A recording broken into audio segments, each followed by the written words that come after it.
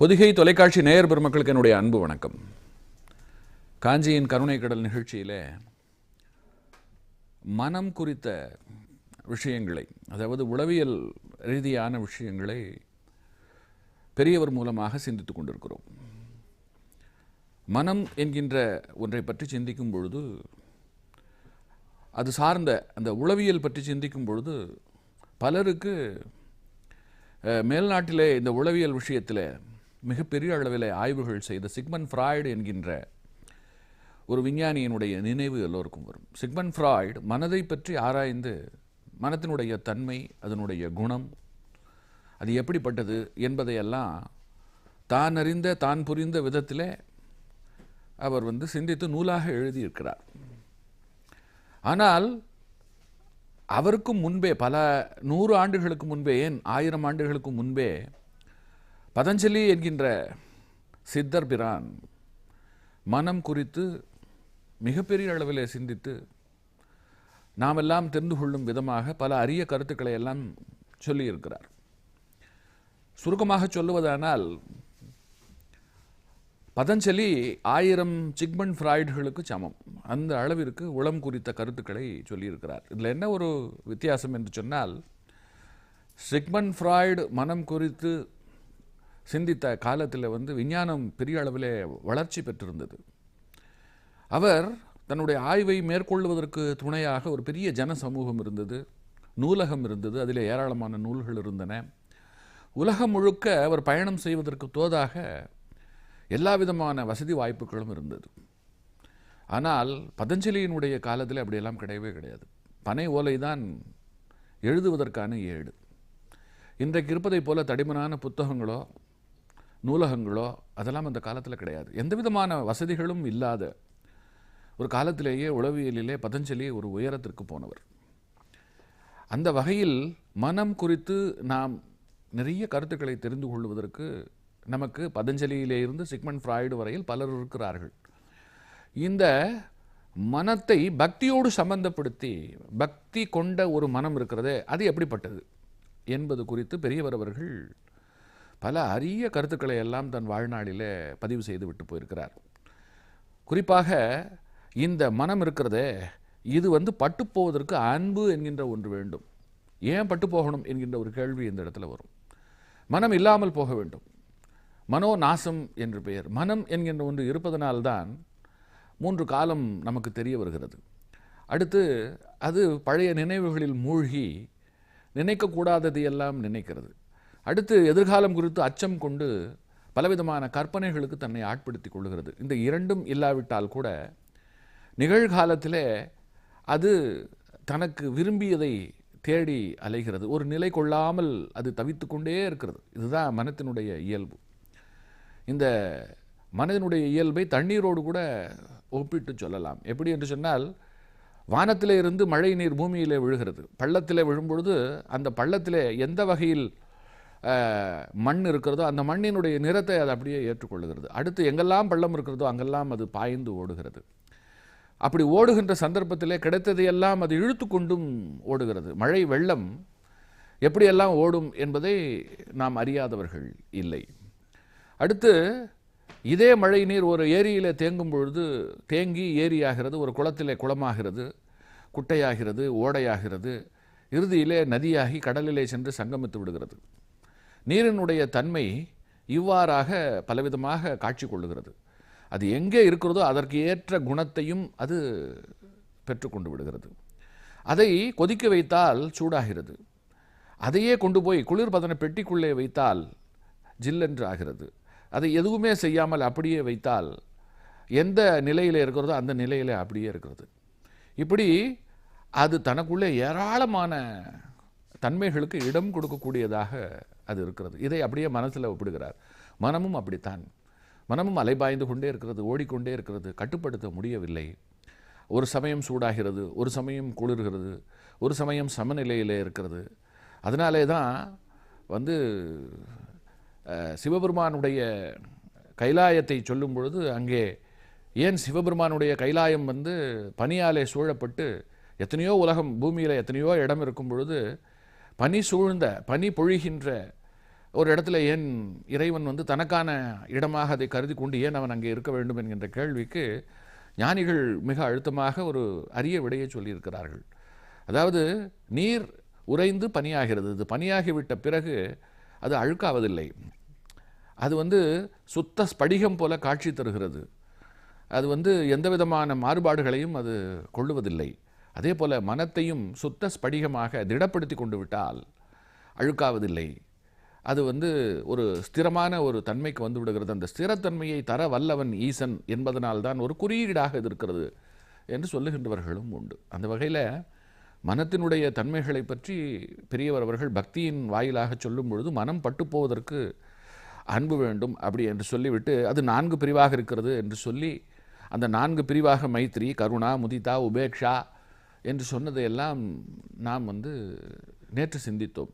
இன்றைக்கு அவர் வந்து ஒரு அரிய கருத்துக்களை சொல்லுகிறார். இன்றைக்கு இந்த உலகத்தில் மிகச்சிறந்த நற்காரியங்களை மட்டுமே செய்து கொண்டு வாழ்கின்றவர்கள் என்று யாரையும் சொல்ல முடியாது.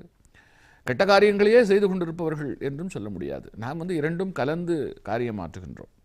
ஒரு சாரர் இதில் வந்து நல்லதை செய்வதற்கு தெரியாமல் அவர்கள் வளர்ப்பு காரணமாக, சூழல் காரணமாக அவர்கள் வந்து தீய செயல்களையே செய்து கொண்டிருக்கின்றவர்களாகவும் பார்க்கிறோம். இது ஒரு புறம். இன்னொரு புறம் நல்ல நிறைந்த செல்வம் படைத்தவர்கள் பலர் பல அரிய நற்காரியங்களை தொடர்ந்து செய்து கொண்டிருப்பதை பார்க்கிறோம். மரணம் வருகின்ற தருணத்திலே கூட அடடா, நான் இந்த பாரத தேசத்தில் இருக்கக்கூடிய எல்லா ஆலயத்தையும் பார்த்து விட்டேன், ஒரே ஒரு ஆலயத்தை தவிர அந்த ஆலயத்திற்கு செல்வதற்கு எனக்கு இது நாள் வரையில் வாய்ப்பில்லாமல் போய்விட்டதே, இந்த நதியில் குளிக்காமல் போய்விட்டேனே என்றெல்லாம் வருத்தப்படுவதையும் நாம் பார்க்கிறோம். இதையெல்லாம் சுட்டிக்காட்டும் பெரியவர் அவர்கள் மனத்தை வெல்லுவதற்கு, குறிப்பாக மாயை சூழ்ந்த இந்த உலகத்தில் அதனுடைய போக்கிலே போய்கொண்டிருக்கக்கூடிய நாம் தவறே செய்யாமல் வாழ முடியாது.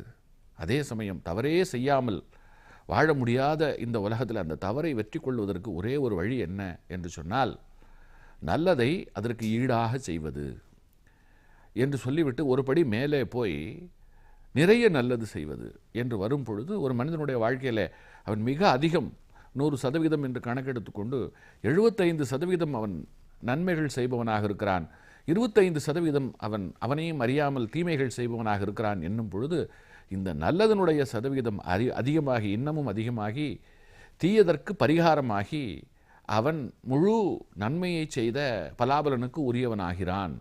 இது ஒன்றுதான் தீர்வு என்று சொல்லுகின்றவர் அடுத்து ஒரு அரிய கருத்தை சொல்லுகிறார். இந்த நல்லதை செய்வதை கூட விட்டுவிட வேண்டும். நல்லதை செய்வதையும் விட்டால் மட்டுமே ஆத்மானுபவம் ஏற்படும். நிறைய பேர் நினைத்து கொண்டிருக்கிறார்கள், எல்லா ஆலயங்களுக்கும் சென்று வந்து விட்டோம், எல்லா விதமான பூஜைகளையும் செய்து விட்டோம், எல்லா விதமான ஹோமங்களையும் செய்து விட்டோம், யாருக்கெல்லாம் எந்த வகையில் தானம் கொடுக்க வேண்டுமோ எல்லாவற்றையும் கொடுத்து விட்டோம், இந்த சாஸ்திரத்திலே சொல்லியிருக்கிற அத்தனை நல்லவைகளையும் செய்து விட்டோம், நமக்கு முக்தி நிச்சயம் என்று நிறைய பேர் நினைத்து கொண்டிருக்கிறார்கள். அதனாலெல்லாம் முக்தி கிடைத்து விடாது. இந்த கருத்தை அடிக்கோடிட்டு அவர் சொல்லுகிறார். சொல்லிவிட்டு அவர் சொல்லுகிறார், தீயதை வல்ல நல்லது செய்ய வேண்டும். இது துஷ்டனை விரட்டுவதற்காக போலீஸோடு நாம் வந்து சம்பந்தம் ஏற்படுத்தி கொண்டதை போல போலீஸிடம் சென்று புகார் செய்கிறோம், போலீஸாரும் வந்து அந்த துஷ்டனை பிடித்து தண்டித்து விடுகிறார். இப்பொழுது நமக்கு நன்மை செய்த அந்த போலீஸாரோடு நமக்கு ஒரு நல்ல இணக்கம் ஏற்பட்டு நாம் அவரோடு அந்த இணக்கத்தை தொடருவது போல நாம் இந்த உலகத்தில் நல்லதுக்காக பயன்படுத்துகின்ற சாதனா மார்க்கம் இருக்கிறதே, அந்த மார்க்கத்தையே சிலர் என்ன செய்கிறார்கள், அதுதான் முக்திக்கு வழி என்று எப்படி போலீஸ்காரனை நாம் இருக்க பற்றி கொள்ளுகிறோமோ அதே போல சாதனா மார்க்கத்தை நாம் பிடித்து கொண்டு விடுகிறோம். இதுவும் தவறு. சாதனா மார்க்கம் என்பது ஒரு வரையில்தான், ஒரு குறிப்பிட்ட கட்டத்தில் இதை விட்டுவிட வேண்டும் என்று சொல்லிவிட்டு சொன்னார். அடிக்கோடிட்டு சொல்லுகிறார், நல்ல குணங்களும் போனாலே ஆத்மானுபவம் கிட்டும். ஏனென்று சொன்னால் ஆத்மாவுக்கு குணம் கிடையாது, மனசுக்கு குணம் இருக்கு. நல்லது கெட்டது என்று ரெண்டாக இருக்கிறது. நீ நல்லதை செய்தால் அந்த நல்லதுக்கு உண்டான பலாபலன்களை அனுபவிப்பதற்காக திரும்ப பிறக்கணும். பிறப்பு தொடர்ந்து கொண்டே இருக்கிறது. அதனால தான் நல்லதையும் செய்யாதே தீயதையும் செய்யாதே. இந்த கருத்தோடு சித்தர் பெருமக்களை நாம் நோக்கும் பொழுது, முனிவர்களை நோக்கும் பொழுது ஒரு உண்மை புரிகிறது. அவர்கள் வாழ்வதற்கான இடம் நாடு அல்ல என்று காட்டுக்கு சென்று தங்களுடைய வாழ்நாள் முழுவதும் அவர்கள் தவத்தில் அமர்ந்து விடுகிறார்கள். அப்படி அந்த தவத்தில் அமர்ந்திருக்கும் பொழுது நீங்கள் நன்றாக கவனித்து பாருங்கள், அவர்கள் நல்லவர்களாகவும் இல்லை தீயவர்களாகவும் இல்லை, அவர்கள் சமநிலையில் நின்று தவம் செய்கின்றவர்களாக இருக்கிறார்கள். அவர்களுடைய கர்ம கணக்கை எடுத்து பார்த்தால் அவர்களுக்கு புண்ணிய பலன் என்று பெரிதாக எதுவும் இருக்காது. அதனால் அந்த புண்ணிய பலனை அனுபவிப்பதற்காக திரும்ப பிறக்க வேண்டும் என்கின்ற ஒரு தேவைப்பாடெல்லாம் இருக்காது. அதனால் நல்ல ஆத்மா அனுபவம் நமக்கு ஏற்பட வேண்டும் என்று சொன்னால் நாம் மனத்தை வெல்ல வேண்டும். மனத்தை வெல்ல வேண்டும் என்று சொன்னால் அதன் போக்கிலே போய் ஒரு கட்டத்தில் இந்த விஷயங்களை எல்லாம் இதெல்லாம் மாயா, அதாவது நான் செய்கின்ற பூஜை, நான் செய்கின்ற புனஸ்காரம், நான் பின்பற்றுகின்ற வழி, இது எல்லாமே கூட பயன் தர அற்றது. இவைகளெல்லாம் இந்த உலகத்தில் நான் வாழ்வதற்கு, நான் நல்ல விதமாக வாழ்வதற்கு துணை செய்யுமே தவிர என்னை முக்திக்கும் மோட்சத்திற்கும் இட்டு செல்லுவதற்கு இது எனக்கு துணை செய்யாது. இது கூட மாயை. அருள் என்று ஒன்று இருக்கிறதே, அது கூட மாயை என்று நினைக்கக்கூடிய ஒரு எண்ணத்தை கொஞ்சம் கொஞ்சமாக வளர்த்து கொள்ள வேண்டும். என்ன ஒரு அற்புதமான கருத்து பாருங்கள். ரொம்ப ஒரு அரிய கருத்து. அவர் மனசுக்குள்ளே தான் செய்கின்ற நல்லதை கூட இதுக்கு எனக்கு எந்த சம்பந்தமும் இல்லை, இதெல்லாம் கூட மாயா, எதுவுமே உடன் வரப்போவதில்லை என்று ஒரு நாளைக்கு 5 நிமிடமாவது நினைக்க சொல்லுகிறார். அப்படி நினைக்க நினைக்க ஒரு கட்டத்தில் அது மிகப்பெரிய அளவில் நம்மை முற்றிலும், அதாவது மனோநாசம் நாம் செய்து கொள்வதற்கு, மனதை நாம் இல்லாமல் செய்வதற்கு அது பெரிய அளவில் துணை செய்யும். இன்று இந்த கருத்தை பெரிய அளவில் தெய்வத்தின் குரலிலே அவர் விஸ்தாரமாக சொல்லியிருக்கிறார். இந்த ஒரு 15 நிமிட கால அவகாசத்திற்குள்ளே நான் அதை சுருக்கி சொல்லும் பொழுது அதில் பல ரசமுள்ள விஷயங்கள் எல்லாம் விடுபட்டு விட்டிருக்கிறது. அதனால் இது தொடர்பாக அது எப்படி நல்லதற்கு பலனில்லை என்று யாரும் தவறாக புரிந்து கொண்டு விடக்கூடாது. இதை தெளிவாக புரிந்து கொள்ள வேண்டும். இந்த விஷயத்தில் இந்த நிகழ்ச்சியை கேட்டுக்கொண்டிருக்கக்கூடிய அன்பர்கள் யாருக்கேனும் இது சம்பந்தமாக மேலும் ஒரு தெளிவு வேண்டும் என்று சொன்னால் அதை பெறுவதற்கு நீங்கள் தெய்வத்தின் குரல் வாசிக்க வேண்டும். தெய்வத்தின் குரல் 2ஆம் பாகத்தில் இது குறித்த ஒரு கருத்து இருக்கிறது. அதாவது நீங்கள் மனத்தை வெற்றி கொள்வதற்கு அன்பு என்கின்ற தலைப்பிலேயே கிட்டத்தட்ட 20-25 பக்கங்களுக்கு விஷயங்கள் இருக்கிறது. அவைகளை நீங்கள் படிக்கும் பொழுது அற்புதமான பலனை நீங்கள் அடைவீர்கள். பெரிய ஒரு நல்ல புரிதல் உங்களுக்கு ஏற்படும். இப்படிப்பட்ட பெரியவர் பலருடைய வாழ்க்கையில் மிகச்சிறந்த ரசானுபவங்களையும் ஏற்படுத்தியிருக்கிறார். அந்த அனுபவங்கள் என்ன என்பதையெல்லாம் தொடர்ந்து சிந்திப்போம்.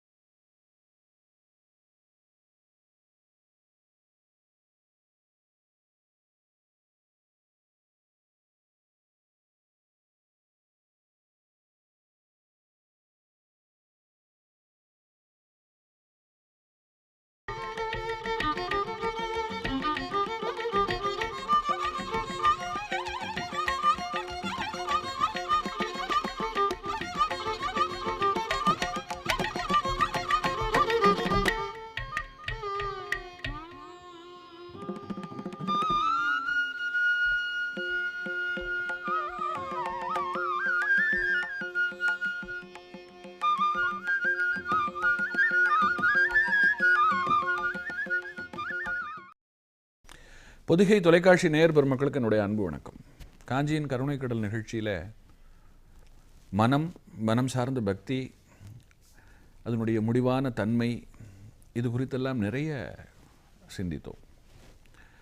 இதை போன்ற கருத்துக்களை எல்லாம் சொல்லிக்கொண்டு வரும் சமயத்தில் பல மகான்களையும் பல கவிகளையும் பெரியவர் அவர்கள் உதாரணம் காட்டி பல அரிய விஷயங்களை சொல்லியிருக்கிறார். குறிப்பாக மகான்களையும் கவிஞர்களையும் அவர் சிந்திக்கும் பொழுது அவர்களிடம் காணப்படுகின்ற ஒரு ஒற்றுமை இருக்கிறது. அந்த ஒற்றுமையை ரொம்ப அழுத்தமாக எடுத்துரைக்கிறார். இந்த மகான்களும் சரி, இந்த கவிஞர்களும் சரி, இவர்களுக்கு தங்களுடைய கொள்கை இருக்கிறதே, தங்கள் பிடித்திருக்கிற பிடி இருக்கிறதே, அதுதான் மிக உயர்ந்தது. இவர்கள் முன்னாலே இந்த நாட்டை ஆளுகின்ற அரசன் இருக்கிறானே, அவன் கூட பெரியவன் கிடையாது. இவர்களை பொறுத்த மட்டில் மகான்களுக்கு தங்களுடைய வைராக்கியம் பெரிது, கவிஞர்களுக்கோ தங்களுடைய சுயமரியாதை பெரிது. இந்த 2 பேரும் இதை எந்த காலத்திலும் விட்டு கொடுத்ததில்லை, இழந்ததில்லை. இதற்கு சோதனையாக ஏதாவது ஒன்று வருகின்ற பட்சத்தில் அந்த சோதனையை சந்தித்து அதை சாதனையாக ஆக்கியிருக்கிறார்கள். ஆனால் எந்த காலத்திலும் ஒரு கவிஞன் ஒரு அரசனிடம் சென்று அவனிடம் அவனுடைய புகழை பாடி அவனிடம் பொருள் பெற்று, அப்படி பொருள் பெற்று அவனிடம் ஒரு அடிமை போல இருந்து கொண்டு அவனுக்கு தேவையானதை எல்லாம் செய்து கொடுத்து அவன் மனம் மகிழும்படி என்று நடந்து கொண்டதே இல்லை. அப்படியெல்லாம் யாராவது நடந்து கொண்டிருந்தால், கவிஞர்கள் என்கின்ற பெயரிலே நடந்து கொண்டிருந்தால், அவர்கள் மட்டுமே கவிஞர்கள் என்று தங்களை சொல்லிக் கொள்ளலாம். உண்மையில் அவர்கள் நல்ல கவிஞர்கள் கிடையாது. ஒரு நல்ல கவிஞனாகட்டும், ஒரு நல்ல மகானாகட்டும், அரசனுக்கு வழிகாட்டுபவர்களாக இருக்க வேண்டும். அரசன் இவர்களை பார்த்தால் இந்த கம்பீரம் தனக்கு இல்லையே என்று உணர வேண்டும். தான் ஆளுகின்ற ஆட்சி, தனக்கான நாடு, தான் கைவசம் வைத்திருக்கின்ற அதிகாரம், செல்வம், இவைகள் எதுவும் இறந்த பின் கூட வராது. இவைகளை எல்லாம் எடுத்துக்கொண்டு எங்கேயுமே போக முடியாது. மரண பரியந்தம் வரையில்தான் இவைகளெல்லாம், நடுவிலேயே கூட இவைகளெல்லாம் ஒரு அரசனுடைய கையை விட்டு போகும். ஒரு எதிரி நாட்டு அரசன் படையெடுத்து ஒரு அரசனை ஆண்டியாக்கி தெருவில் விட்டு விடலாம். எதற்கும் வாழ்க்கையில் இடம் உண்டு. ஆனால் ஒரு கவிஞனிடம் காணப்படுகின்ற கவிதா திறமை இருக்கிறதே, அதை யாராலும் திருட முடியாது. ஒரு ஞானியிடம் காணப்படுகின்ற வைராகியமும் தெளிவும் ஞானமும் இருக்கிறதே, அதை யாராலும் திருட முடியாது. இதை பெரியவர் அவர்கள் பல உதாரணங்கள் மூலமாக மிக ரசமாக நமக்கு உணர்த்தி இருக்கிறார். இதற்கு முன்பே இந்த நிகழ்ச்சியில் காளிதாசனையும் போஜனையும் தொட்டு ஒரு அரிய சம்பவத்தை அவர் சொன்னதை நாம் அறிவோம். போஜன் மிகப்பெரிய அரசன். அவனிடம் பணியாற்றி அவனிடம் இருந்து கொண்டு அவனுடைய அன்பிற்கும் நட்பிற்கும் பாத்திரமாக விளங்கிய காளிதாசன் ஒரு மிகப்பெரிய கவிஞன். போஜனுக்கு தன் இறப்புக்கு பிறகு சமரகவி என்று சொல்லக்கூடிய ஒரு கவிதையை இறப்புக்கு பின் கவிஞர்கள் பாடுவார்கள். அந்த கவிதையை தான் இறந்த பிறகு கேட்க இயலாது, வாழும்போதே கேட்க வேண்டும் என்கின்ற காரணம் கருதி காளிதாசனை அழைத்து, நண்பா, நான் இறந்த பிறகு பாடப்போகின்ற அந்த கவிதையை தயவு செய்து எனக்கு முன்பே பாடு, நான் அதை கேட்டுவிடுகிறேன் என்னும் பொழுது காளிதாசன் மறுக்கிறான். ஏனென்று சொன்னால் இது ஒரு விளையாட்டல்ல. முன்பே கேட்கின்ற ஒரு அனுபவத்தை இதன் மூலம் தர இயலாது. ஏனென்று சொன்னால் கவிஞர்கள் பொய்யை சொல்பவர்கள் அல்ல. கவிஞர்களுடைய உதாரணத்தில் கவிதைக்கு பொய் எப்பொழுது அழகு என்று சொன்னால் அதில் உயிர் இருக்கும் பொழுது, அந்த உயிருக்குள்ளே உண்மை இருக்கும். அந்த உயிருக்கும் உண்மைக்கும் தான் பொய் அழகே தவிர மொத்த கவிதையே பொய்யாக இருந்தது என்று சொன்னால் அது நிற்காது. அது கால வெள்ளம் கொண்டு போய்விடும். அதனால் அவர்களுக்கு என்ன என்று சொன்னால், அடுத்து கவிஞனுடைய வாக்கு ஒரு தவசியினுடைய வாக்குக்கு சமம். நல்ல கவிஞன், நல்ல சரஸ்வதியினுடைய அருளை பெற்ற, நல்ல சிந்தனை வளம் கொண்ட நல்ல ஒரு கவிஞன் எது சொன்னாலும் நடக்கும், எது சொன்னாலும் பலிக்கும். இது அந்த காலத்திற்கு மட்டுமல்ல, இந்த காலத்திற்கும் பொருந்தும். இன்றைக்கும் பல கவிஞர்களை இந்த மண் பார்த்திருக்கிறது. அவர்களில் கவிஞர் வாலி ஒருவர். அமரராகிவிட்ட வாலி ஒரு முறை கோபப்பட்டு ஒருவரிடம், அவர் வாலியினுடைய மனம் புண்படும்படியாக ஒரு நபர் நடந்து கொண்டு விட்டார். அவர் இவரால் என்ன செய்ய முடியும், அவரால் ஒன்றும் பண்ண முடியாது என்பது போல் பேச அவர் சொன்னார், எனக்கு ஒரு சொல் போதும், ஆனால் அந்த ஒரு சொல்லால் அவன் விழுந்து விடுவானே என்கின்ற காரணத்திற்காக நான் ஜீரணம் செய்து கொள்ளுகிறேன் என்று சொல்லி தன்னுடைய சக்தி, அதாவது தன்னை ஒரு கவிஞனாக கருதி தன் சொல்லுக்கு சக்தி இருக்கிறது என்பதை அவர் சொன்ன பொழுது, இவர் என்ன எந்த காலத்தில் இருக்கார், இவர் சொல்லி அப்படியெல்லாம் நடக்காது என்று அவர் பேசப்போய் இறுதியில் அவர் அந்த சொல்லை சொல்லி அதற்கு பிறகு அவருடைய வாழ்க்கையில் அப்படியே நடந்து அதற்கு பிறகு அவர் அவரை சந்தித்து உங்கள் வாக்கு பலித்து விட்டது என்று சொன்ன ஒரு விஷயம் இருக்கிறது. இப்படி நல்ல கவிஞர்கள் அடி மனத்திலே இருந்து சொல்லக்கூடியவைகள் பெரிய அளவில் தாக்கத்தை ஏற்படுத்தும். ஏனென்று சொன்னால் எல்லோரும் கவிதை எழுதுவதில்லை. கவிதை என்கின்ற வார்த்தையிலேயே விதை என்று ஒன்று இருக்கிறது. விதை என்பது வளரக்கூடியது. சிதை என்று சொன்னால் முடிந்து விட்டது, அது பூமிக்குள்ளே புதைத்து விடுகிறோம், அது அத்தோடு முடிந்தது, மண்ணோடு மண்ணாகி விடக்கூடியது சிதை. விதை என்பது விருட்சம், மண்ணை பிளந்து கொண்டு எழும்பி வளர்ந்து காய் கனி தந்து மேலும் விதை தந்து ஒரு விதைக்குள்ளே 1000 மரங்கள் இருக்கின்றன என்பது ஒரு கவிதை. அதனால் அப்படிப்பட்ட விதை, கவிதைக்குள்ளே விதை இருக்கிறது. எப்படிப்பட்ட விதை? கன்றிய விதை. கன்றிய விதை கவிதை. ஒரு கவிதையை நாம் வாசிக்கும் பொழுது அந்த கவிதை நமக்குள்ளே 1000 சிந்தனைகளை ஏற்படுத்தும், தாக்கங்களை நமக்குள்ளே ஏற்படுத்தும். கவிதைக்கு அப்படிப்பட்ட ஒரு ஆற்றல். வெறும் பேச்சிற்கும் வெள்ள பேச்சிற்கும் உள்ள வித்தியாசம் என்று சொல்லுவார்கள். வெள்ள பேச்சு என்று சொன்னால் அதிலேயும் பொருள் இருக்கிறது. வெள்ளம் போன்ற பேச்சு, வெல்லக்கூடிய பேச்சு என்று கவிதைக்கு இன்னொரு வியாக்கியானம் சொல்லுவார்கள்.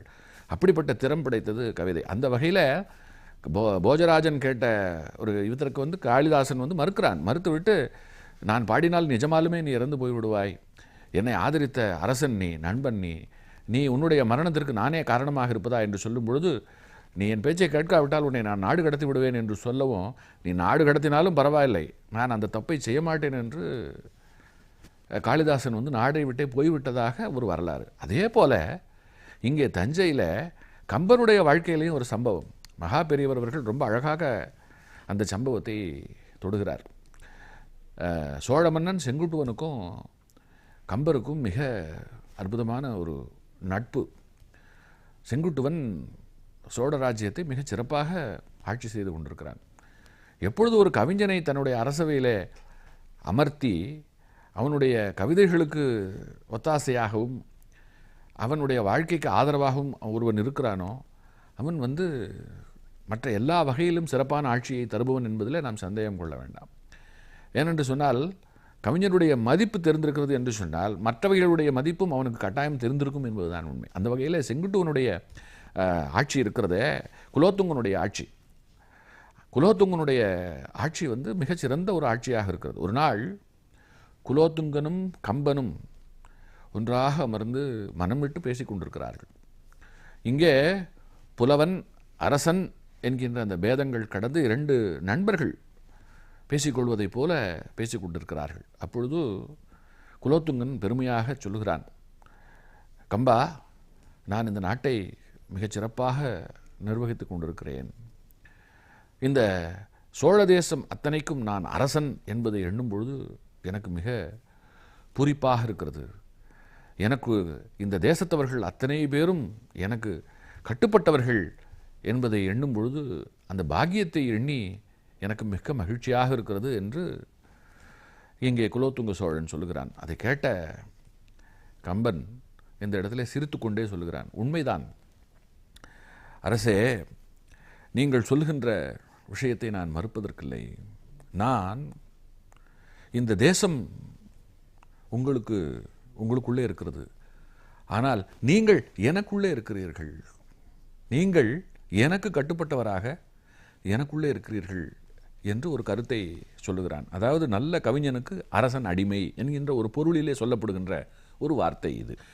கம்பன் இப்படி குலோத்துங்க சோழன் தனக்குள் இருக்கிறான் என்று சொன்னது நட்பின் அடிப்படையிலேயும், நல்ல ஒரு கவிஞனுக்கு நல்ல ஒரு ரசிகனாக அவன் அமைந்திருக்கிறான் என்கின்ற பொருளிலேயும் தான். எந்த ஒரு தீய எண்ணத்திலும் கம்பன் இதை சொல்லவில்லை. ஆனால் குலோத்துங்க சோழனாலே அந்த கருத்தை எதனாலோ ஏற்க முடியவில்லை. இந்த இடத்துல விதிவசம் என்று கூட தாராளமாக சொல்லலாம். அவன் உடனே சுருக்கென்று தேய்க்கிறது. உடனே கம்பனை பார்த்து, அப்படியெல்லாம் இல்லை, நான் உங்களோடு நல்ல நட்போடு இருக்கலாம், ஆனால் நீங்களும் என்னுடைய அதிகார வட்டத்திற்குள்ளேயே தான் இருக்கிறீர்கள். அப்படி பார்த்தால் உங்களுக்குள் நான் இல்லை, எனக்குள் இந்த நாட்டோடு சேர்ந்து நீங்களும் இருக்கிறீர்கள் என்று சொல்லுகிறான். உடனே பேச்சு வளர்கிறது. வளர்ந்த நிலையில் கம்பருக்கு ஒரு விஷயம் புரிந்துவிட்டது. தான் சொல்ல வந்ததை, தான் சொன்னதை குலோத்துங்க சோழன் சரியாக பொருள் கொள்ளவில்லை. பொருள் கொள்ளாவிட்டால் பரவாயில்லை, அவனுக்குள்ளே செருக்கு இருக்கிறது, நான் என்கின்ற செருக்கு இருக்கிறது. அந்த செருக்கு புலவனாகிய நீயும் எனக்கு அடிமை என்று சொல்லாமல் சொல்லுகிறது. இதை ஏற்றுக்கொள்ளக்கூடாது. அதனால் இந்த இடத்துல கம்பன் என்ன செய்கிறான் என்றால், அரசே, நீங்கள் சொல்லுகின்ற கருத்தை என்னால் ஏற்க முடியாது என்று சொன்னவுடன், என்றால் நீங்கள் என்னுடைய நாட்டிலே வசிக்க முடியாது என்று குலோத்துங்கன் சொல்லுகிறான். பரவாயில்லை, நான் இந்த தேசத்தை விட்டு செல்லுகிறேன். என்னுடைய கவி புலமைக்கு எந்த நாட்டு அரசனாக இருந்தாலும் அவன் தன் நாட்டு அவையில் எனக்கு இடம் கொடுப்பான். குறிப்பாக பக்கத்தில் இருக்கக்கூடிய சேரநாடு இருக்கிறதே, சேரநாட்டை சேர்ந்த சேரன் இருக்கிறானே, அவன் என்னுடைய கவிதைக்கு அடிமை. அவன் நிச்சயமாக உங்களை விட மேலான நிலையிலே என்னை ஆட்கொள்ளுவான். அது மட்டுமல்ல, நான் சொல்லுகின்ற கருத்து உண்மையானது என்றால் அந்த கருத்திற்கு ஏற்ப காலத்தில் நான் உங்களுக்கு அதை புரிய வைப்பேன் என்கின்றான். உடனே குலோத்துங்கன் கேட்கிறான், எப்படி புரிய வைப்பாய்? சேரனும் என்னை போல ஒரு அரசன், அந்த அரசன் என்ன நீ சொல்லுகின்ற ஒரு காரணத்திற்காக உன்னுடைய ஏவலாள் ஆகிவிடுவானா என்று கேட்ட மாத்திரத்திலே கம்பர் பிடித்துக் கொள்கிறார். சேரன் என்னுடைய நட்பின் பொருட்டு, என்னுடைய கவியின் பொருட்டு, தான் அரசன் என்பதையெல்லாம் மறந்து நான் விரும்பினால் என் பொருட்டு, என்னுள் இருக்கும் கவிதையின் சிறப்பின் பொருட்டு தன்னை வேலைக்காரனாக கூட அவன் ஆக்கிக் கொள்வதற்கு தயங்க மாட்டான் என்று நான் உறுதியாக சொல்லுகிறேன். இதை சவாலாகவே சொல்லுகிறேன். அடப்பக்காரனாக, அதாவது அடப்பக்காரன் என்று சொன்னால் ஒருவர் இருக்கும் பொழுது பக்கத்தில் ஒருவர் இருந்து கொண்டு வெற்றிலை பாக்கை எடுத்து கொடுக்கின்ற ஒரு வேலை, அதை அடைத்த ஒரு பெட்டியை கையில் வைத்துக் கொண்டிருப்பார்கள். அவர்கள் அடப்பக்காரர்கள் என்று சொல்வார்கள், சுருக்கமாக அடப்பம் என்று அழைப்பார்கள். அப்படி ஒரு அடப்பக்காரனாக சேரனை நான் ஆக்கி காட்டுவேன், அப்பொழுது நீங்கள் தெரிந்து கொள்வீர்கள் என்று கம்பர் சவால் விடுகிறார். எங்கோ ஆரம்பித்த பேச்சு சவாலிலே வந்து முடிந்து விட்டது. என்ன ஆயிற்று? தொடர்ந்து சிந்திப்போம்.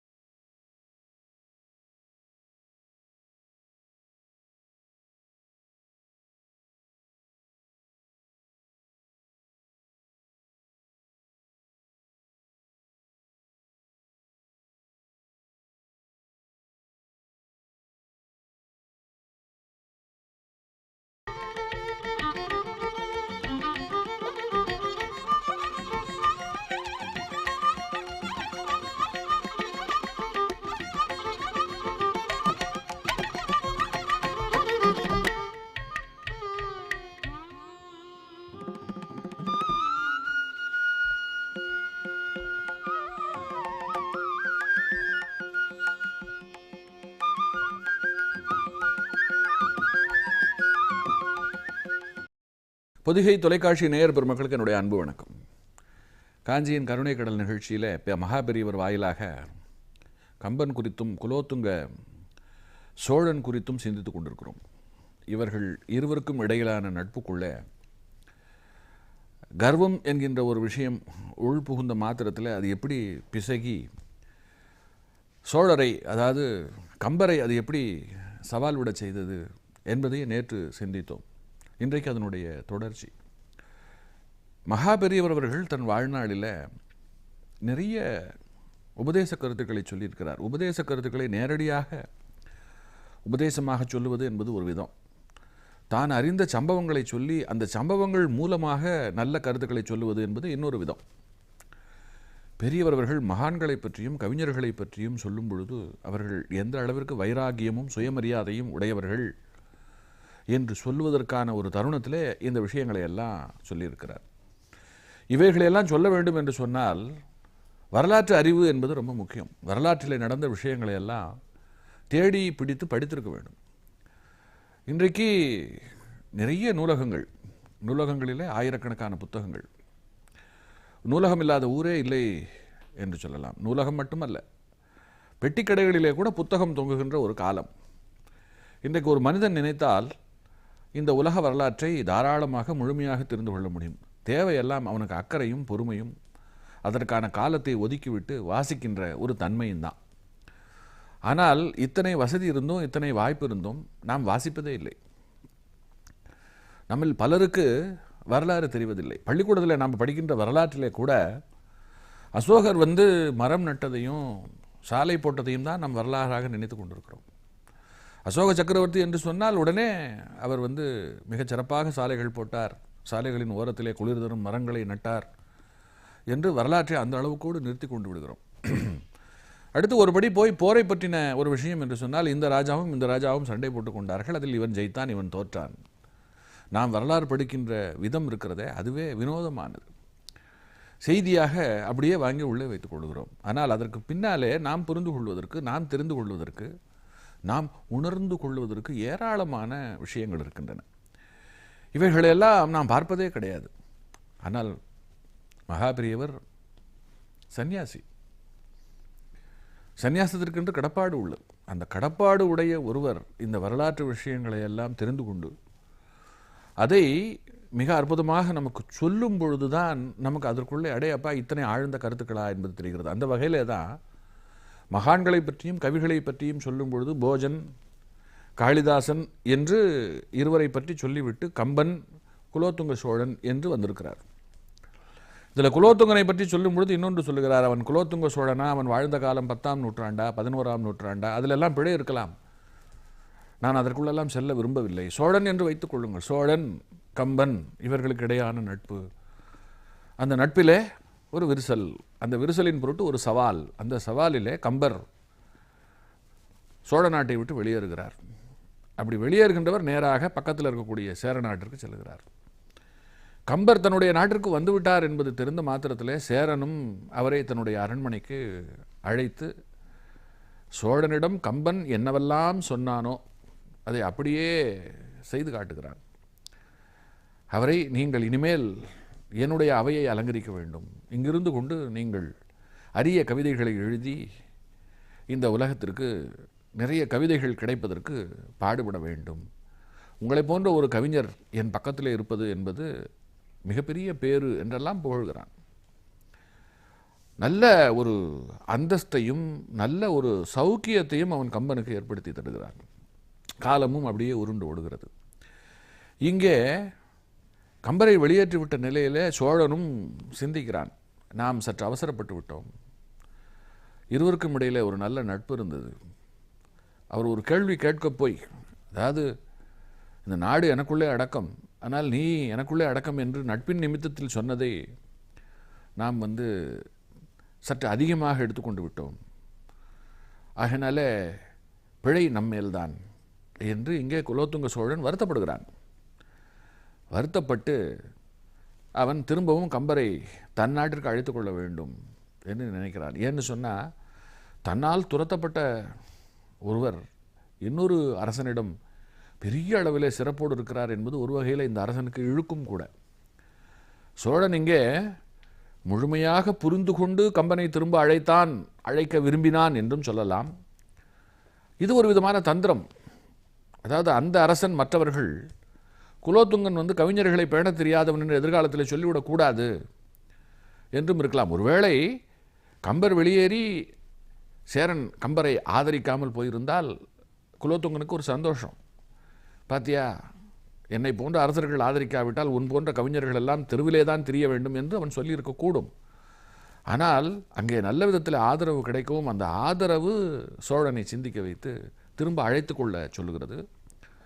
அதே போல் சேர நாட்டிற்கு கம்பருக்கு தகவல் சேர்கிறது. சோழ அவையிலே இருந்து அவனுடைய பிரதானிகள் திரும்ப அழைக்கின்றனர். கம்பர்பிரான் அவர்களே, தங்களை சோழ சக்கரவர்த்தி திரும்ப அழைக்கிறார். நடந்ததையெல்லாம் மறந்துவிட்டு நீங்கள் நல்ல விதமாக திரும்பி வர வேண்டும் என்று விரும்புகிறார். தயவு செய்து தாங்கள் சோழ நாட்டிற்கு அது உங்களுடைய தாய்நாடு, நீங்கள் அங்கே இருந்து கொண்டு உங்களுடைய சேவையை தொடர வேண்டும், இதை மிக்க பணிவோடு கேட்டுக்கொள்கிறோம் என்று அவருடைய பிரதானிகள் சொல்லவும் கம்பரும் சரி, இதற்கு மேல் இந்த அளவிற்கு இறங்கிவிட்ட சோழனை, ஒரு காலத்திலே தனக்கு மிகப்பெரிய ஆதரவு காட்டியவன், அவனை நாம் சோதிக்கக்கூடாது என்று சேரனை பார்க்கிறான். சேரனை பார்க்கும் பொழுது சேரனுக்கு அவர் விட்ட சபதம் தெரியும். அவன் உடனே சொல்லுகிறான், கம்பர்பிரான் அவர்களே, கிளம்புங்கள், இது ஒரு நல்ல தருணம். நீங்கள் சவால் விட்டது போல உங்களுடைய அடப்பக்காரனாக நானே வருகிறேன். அதாவது உங்களுக்கு ஊழியம் செய்கின்ற, உங்களுக்கு வெற்றலை மடித்து தருகின்ற ஒரு அடப்பக்காரனாக உங்களோடு நான் வருகிறேன். உங்கள் சபதத்தையும் நீங்கள் ஈடேற்றியது போல் இருக்கும் என்று சொல்லி அவன் பெருந்தன்மை காட்டுகிறான். உடனே நெகிழ்ந்து போகின்ற கம்பர் சேரனை பார்த்து, அவசியமில்லை, எப்பொழுது சோழ சக்கரவர்த்தி தவறை உணர்ந்து என்னை திரும்ப அழைத்து கொண்டு விட்டாரோ அவரிடம் சவாலுக்கு வேலை இல்லை. அதே சமயம் என் பொருட்டு அடப்பக்காரனாக வருகிறேன் என்று மன்னா நீ சொன்னாயே, இது ஒன்றே போதும். நீ எத்தனை மாட்சிமை பொருந்தியவன், என்னை எந்த அளவிற்கு மதிக்கிறாய் என்பதெல்லாம் எனக்கு தெரிந்துவிட்டது. நீ வாழ்க, உன்னுடைய கொற்றம் வாழ்க என்று சொல்லிவிட்டு கம்பர் அந்த பிரதானிகளோடு சோழ நாட்டுக்கு திரும்புகிறார். சோழ நாடு திரும்பி ஆயிற்று. திரும்பின நிலையில் ஒரு சமரசம் ஏற்பட்டு சில காலம் செல்லுகிறது. திரும்பவும் ஒரு தருணம், கம்பனும் சோழனும் அவையிலே அமர்ந்து பேசி கொண்டிருக்கும் பொழுது சோழனுக்குள்ளே ஒரு சின்ன ஒரு நெருடல். அதாவது கம்பர் முழுமையாக இந்த நாட்டில் பழதையெல்லாம் மறந்துவிட்டு இருக்கிறாரா இல்லை அந்த தாக்கம் அவருக்குள்ளே இருக்கிறதா என்பதை தெரிந்து கொள்ள வேண்டும் என்று அதன் பொருட்டு மெல்ல ஆரம்பிக்கிறார். கம்பபிரான் அவர்களே, இப்பொழுது உங்களுக்கு எந்த விதமான வருத்தமும் என் பால் இல்லையே என்று தொடங்குகிறார். திடீரென்று இப்படி ஒரு கேள்வியை கேட்பதற்கு என்ன காரணம் மன்னா என்று கம்பரும் கேட்க, இல்லை, இதே இடத்திலே இதற்கு முன்பு இதே போல் நாம் அமர்ந்து பேசிக் கொண்டிருக்கும் பொழுது நம்முடைய பேச்சு விபரீதத்திலே முடிந்ததை நினைத்து பார்க்கிறேன். அந்த வகையில் நீங்கள் அன்றைக்கு போட்ட சபதம் இருக்கிறதே, அந்த சபதத்திற்கு இன்னமும் உயிர் இருக்கிறதா, இல்லை அதை முற்றாக மறந்து விட்டீர்களா என்பதே என்னுடைய கேள்வி என்று அவர் சொல்லும் பொழுதுதான் கம்பருக்கு அந்த விஷயத்தை அப்படியே விட்டுவிட முடியாது. அப்படியே, அதாவது அந்த ஒரு விஷயத்தை மன்னன் நினைத்து கொண்டே இருக்கிறான். அதை எப்படியே விட்டுவிட்டால் என்ன ஆகும்? தான் ஒரு வேளை சோழனை பெரிதாக கருதி, அவனுடைய நட்பை பெரிதாக கருதி விட்டுவிட்டாலும் கூட காலம் என்ன சொல்லும்? கம்பர் தன்னுடைய சவாலை ஈடேற்ற முடியாதபடி சோழன் செய்து விட்டான் என்று ஒரு வேளை பேசக்கூடும். இது ஒரு பக்கம். இன்னொரு பக்கம், சோழனுக்குள்ளே ஏன் தன்னை ஜெயிக்க விடாமல் செய்வதற்காக ஒரு தந்திரம் போல கூட தன்னை அழைத்திருக்கலாம் அல்லவா? இப்படி சோழன் இந்த கேள்வியை கேட்க ஆரம்பித்தவுடனே பலவிதமான சிந்தனைகள். இதுதான் மனித மனத்தினுடைய ஒரு தன்மை. உடனே சோழனுக்கு ஒரு உண்மை புரிகிறது.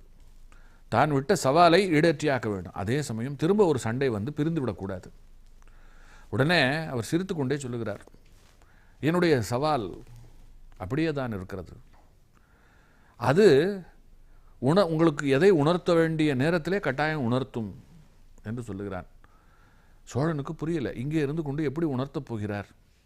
ஒருவேளை இந்த சும்மா இருக்கிற செங்கை ஊதி கெடுத்தான மாண்டி என்பது போல இந்த விஷயத்தை பேசப்போக இந்த விஷயத்திற்கு திரும்ப நாம் உயிரை கொடுத்து விட்டோமோ என்றெல்லாம் சோழனுக்குள்ளே கேள்விகள். இதை பெரியவர் அவர்கள் ரொம்ப அழகாக சொல்லி இந்த இடத்துல நம்மை சிந்திக்க வைக்கிறார். எப்படி தெரியுமா? இப்படிதான் நாம் பல நேரங்களிலே ஒரு விஷயம் நன்றாக போய்கொண்டிருக்கும் பொழுது அதை அந்த நல்ல விஷயம் நன்றாகத்தான் போய்கொண்டிருக்கிறது என்று நமக்கு தெரிந்தாலும் கூட நாம் தெரிந்து கொள்ளாத மாதிரி எதையாவது பேசி அந்த விஷயத்தை கெடுத்து விடுவோம். இப்படி பல நேரங்களிலே பல இடங்களிலே நடந்திருக்கிறது. ஆனால் அப்படி நடக்கின்ற விஷயம் இருக்கிறதே, அது காலத்திற்கும் பாடமாகி விடுகிறது. அந்த பாடம் மறைமுகமாக பல பேரை வழிநடத்தி கொண்டிருக்கிறது. ஒரு தீய விஷயம் ஒரு இடத்துல நடக்கும் பொழுது அது எல்லோருக்கும் தெரியும். ஆனால் ஒரு நல்ல விஷயம் நடப்பது எல்லோருக்கும் தெரியாது. நல்ல விஷயங்கள் நிலத்துக்கடியில் இருக்கக்கூடிய வேர்கள் போன்றது. வேர்கள் நீரை உறிஞ்சி மரத்திற்கு அனுப்பி மரத்தில் இருக்கக்கூடிய கிளையும் செடிகளும் கனிகளும் வாழ்வதற்கு எப்படி உதவுகிறதோ அது வந்து வெளியில் பார்த்தா தெரியாது. உள்ளுக்குள்ள ஒரு இயக்கம் போல நடந்து கொண்டிருக்கிறது. அதை போன்றது இந்த விஷயம் என்று சொல்லிவிட்டு இது என்ன ஆயிற்று என்று பார்ப்போம். கம்பர் இந்த இடத்துல அடுத்து என்ன செய்தார் என்கின்ற அந்த கேள்விக்கு வருகிறார். கம்பன் என்ன செய்கிறார் என்றால், உடனே ஒரு முடிவுக்கு வந்து தான் ஒரு அடப்பக்காரனை வைத்துக் கொள்கிறார். இதுவரையில் அடப்பக்காரனை வைத்துக் கொள்ளவில்லை. அடுத்து அரண்மனைக்கு வரும்பொழுது கம்பரோடு ஒரு அடப்பக்காரன் உடன் வருகிறான். சேரனும் என்ன நினைக்கிறான், சோழனும் என்ன நினைக்கிறான், கம்பர் தன்னுடைய தேவைக்காக வைத்து கொண்டிருக்கிறார் என்று நினைக்கிறான். அந்த அடப்பக்காரன் யார் என்று நமக்கு தெரிய வரும்பொழுது ரொம்ப ஆச்சரியமாக இருக்கும். அவன் என்ன செய்தான், அதன் மூலமாக அடுத்து என்னவெல்லாம் நிகழ்ந்தது என்பதை தொடர்ந்து நாளை சிந்திப்போம்.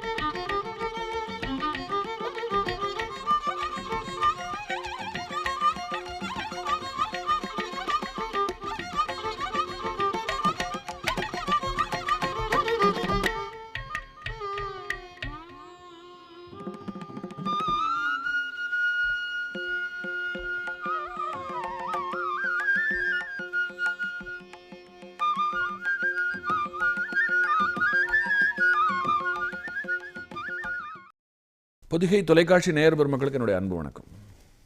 காஞ்சியின் கருணைக்கடல் நிகழ்ச்சியில் நாம் இப்பொழுது சோழ நாட்டுக்குள்ளே குலோத்துங்க சோழனோடும் கம்பனோடும் இருக்கிறோம்.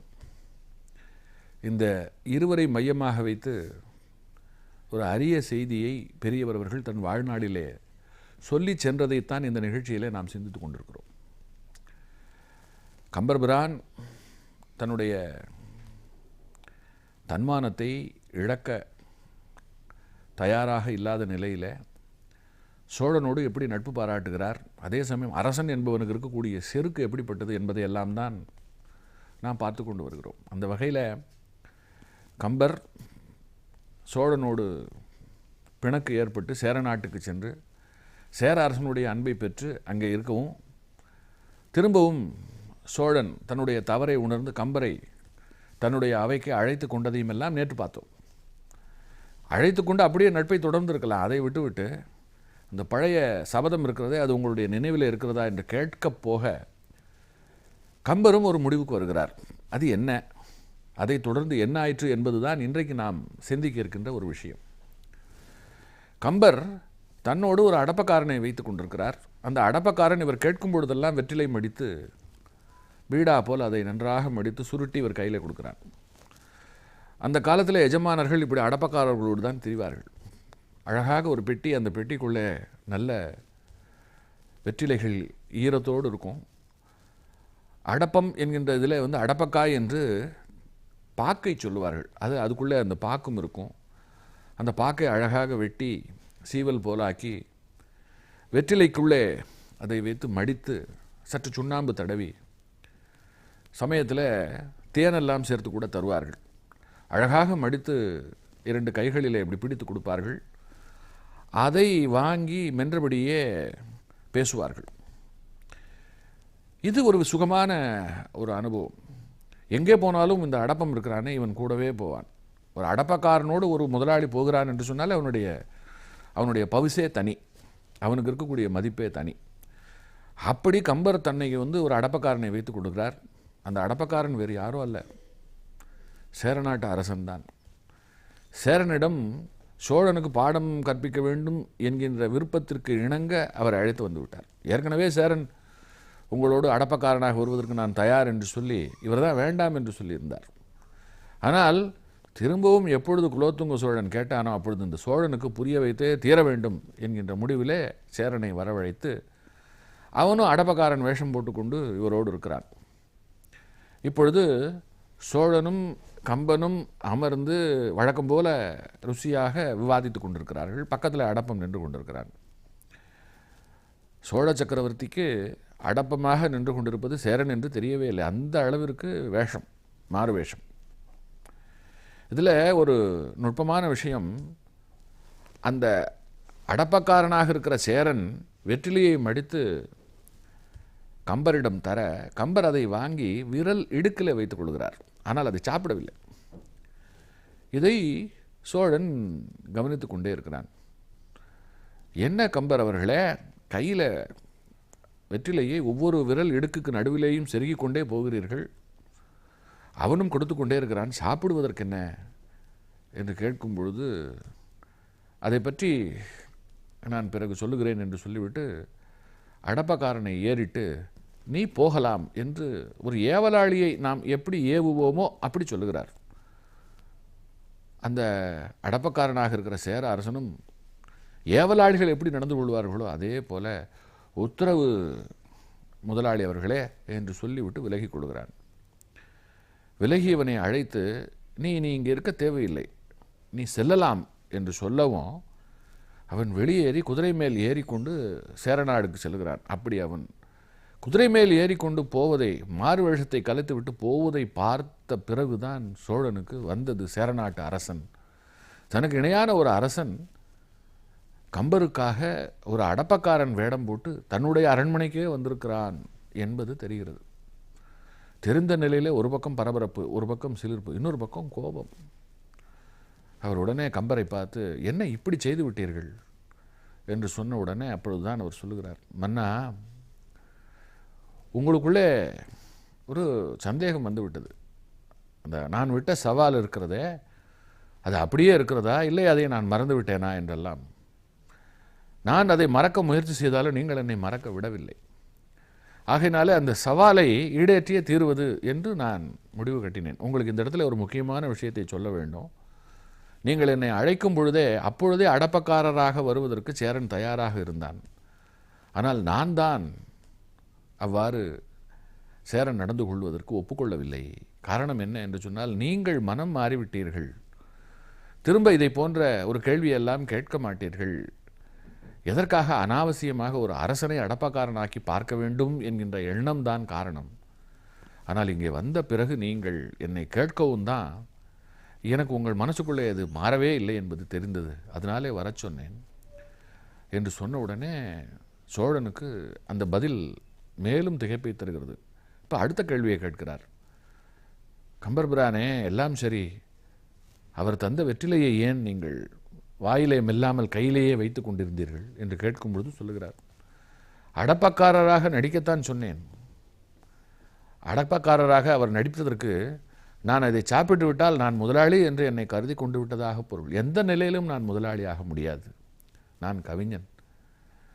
அவருடைய கீர்த்திக்கு என்னால் எந்த பங்கமும் வந்துவிடக்கூடாது. என் பொருட்டு நடிக்கின்ற, என் பொருட்டு உங்களுக்கு சில விஷயங்கள் புரிய வேண்டும் என்பதற்காக சேவகம் செய்ய வந்திருக்கின்ற சேரனுடைய பவித்திரத்தை, சேரனுடைய கீர்த்தியை நான் கெடுக்க விரும்பவில்லை. மறைமுகமாக நான் சொன்னது, இதை சாப்பிட்டு என்னை முதலாளியாக கொள்ளவில்லை, இதை நான் அப்படியே கையிலேயே வைத்து கொண்டிருக்கிறேன். நீங்கள் எப்படி நடிக்கிறீர்களோ அதே போல உங்கள் முன்னால் நானும் நடித்து கொண்டிருக்கிறேன் என்று அவருக்கு புரிய வைத்து விட்டேன்.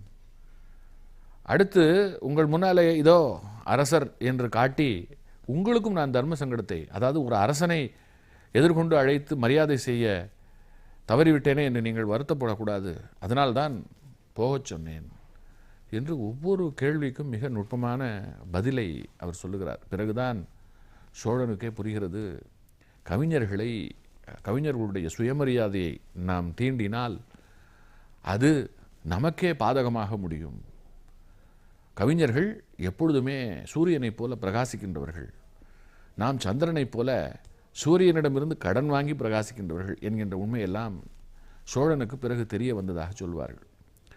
இந்த போஜராஜன் காளிதாசன் சம்பவத்தையும் கம்பர் குலோத்துங்க சோழன் சம்பவத்தையும் சொல்லி கவிஞர்கள் அன்றைக்கு எப்படி சுயமரியாதையோடு இருந்தார்கள் என்று உதாரணம் சொல்லுகின்ற வேளையில் மகான்களுடைய வைராக்கியத்திற்கும் பெரியவர் அவர்கள் ஒரு உதாரணத்தை சொல்லுகிறார். வித்யாரண்யர், அவராலே தான் ஹிந்து சாம்ராஜ்யம் உருவானது. ஹரிஹர புக்கர்களை கொண்டு அவர் விஜயநகர சாம்ராஜ்யத்தை ஸ்தாபித்தார். அப்பொழுது அதே காலகட்டத்திலே தான் வேதாந்த தேசிகன் அவர்கள் விசிஷ்டாத்வைத சித்தாந்தத்தை நிறுவி அதற்காக பாடுபட்டு கொண்டிருக்கிறார். கருத்து அளவில் ரெண்டு பேருக்குமே ஒத்துப்போகாது.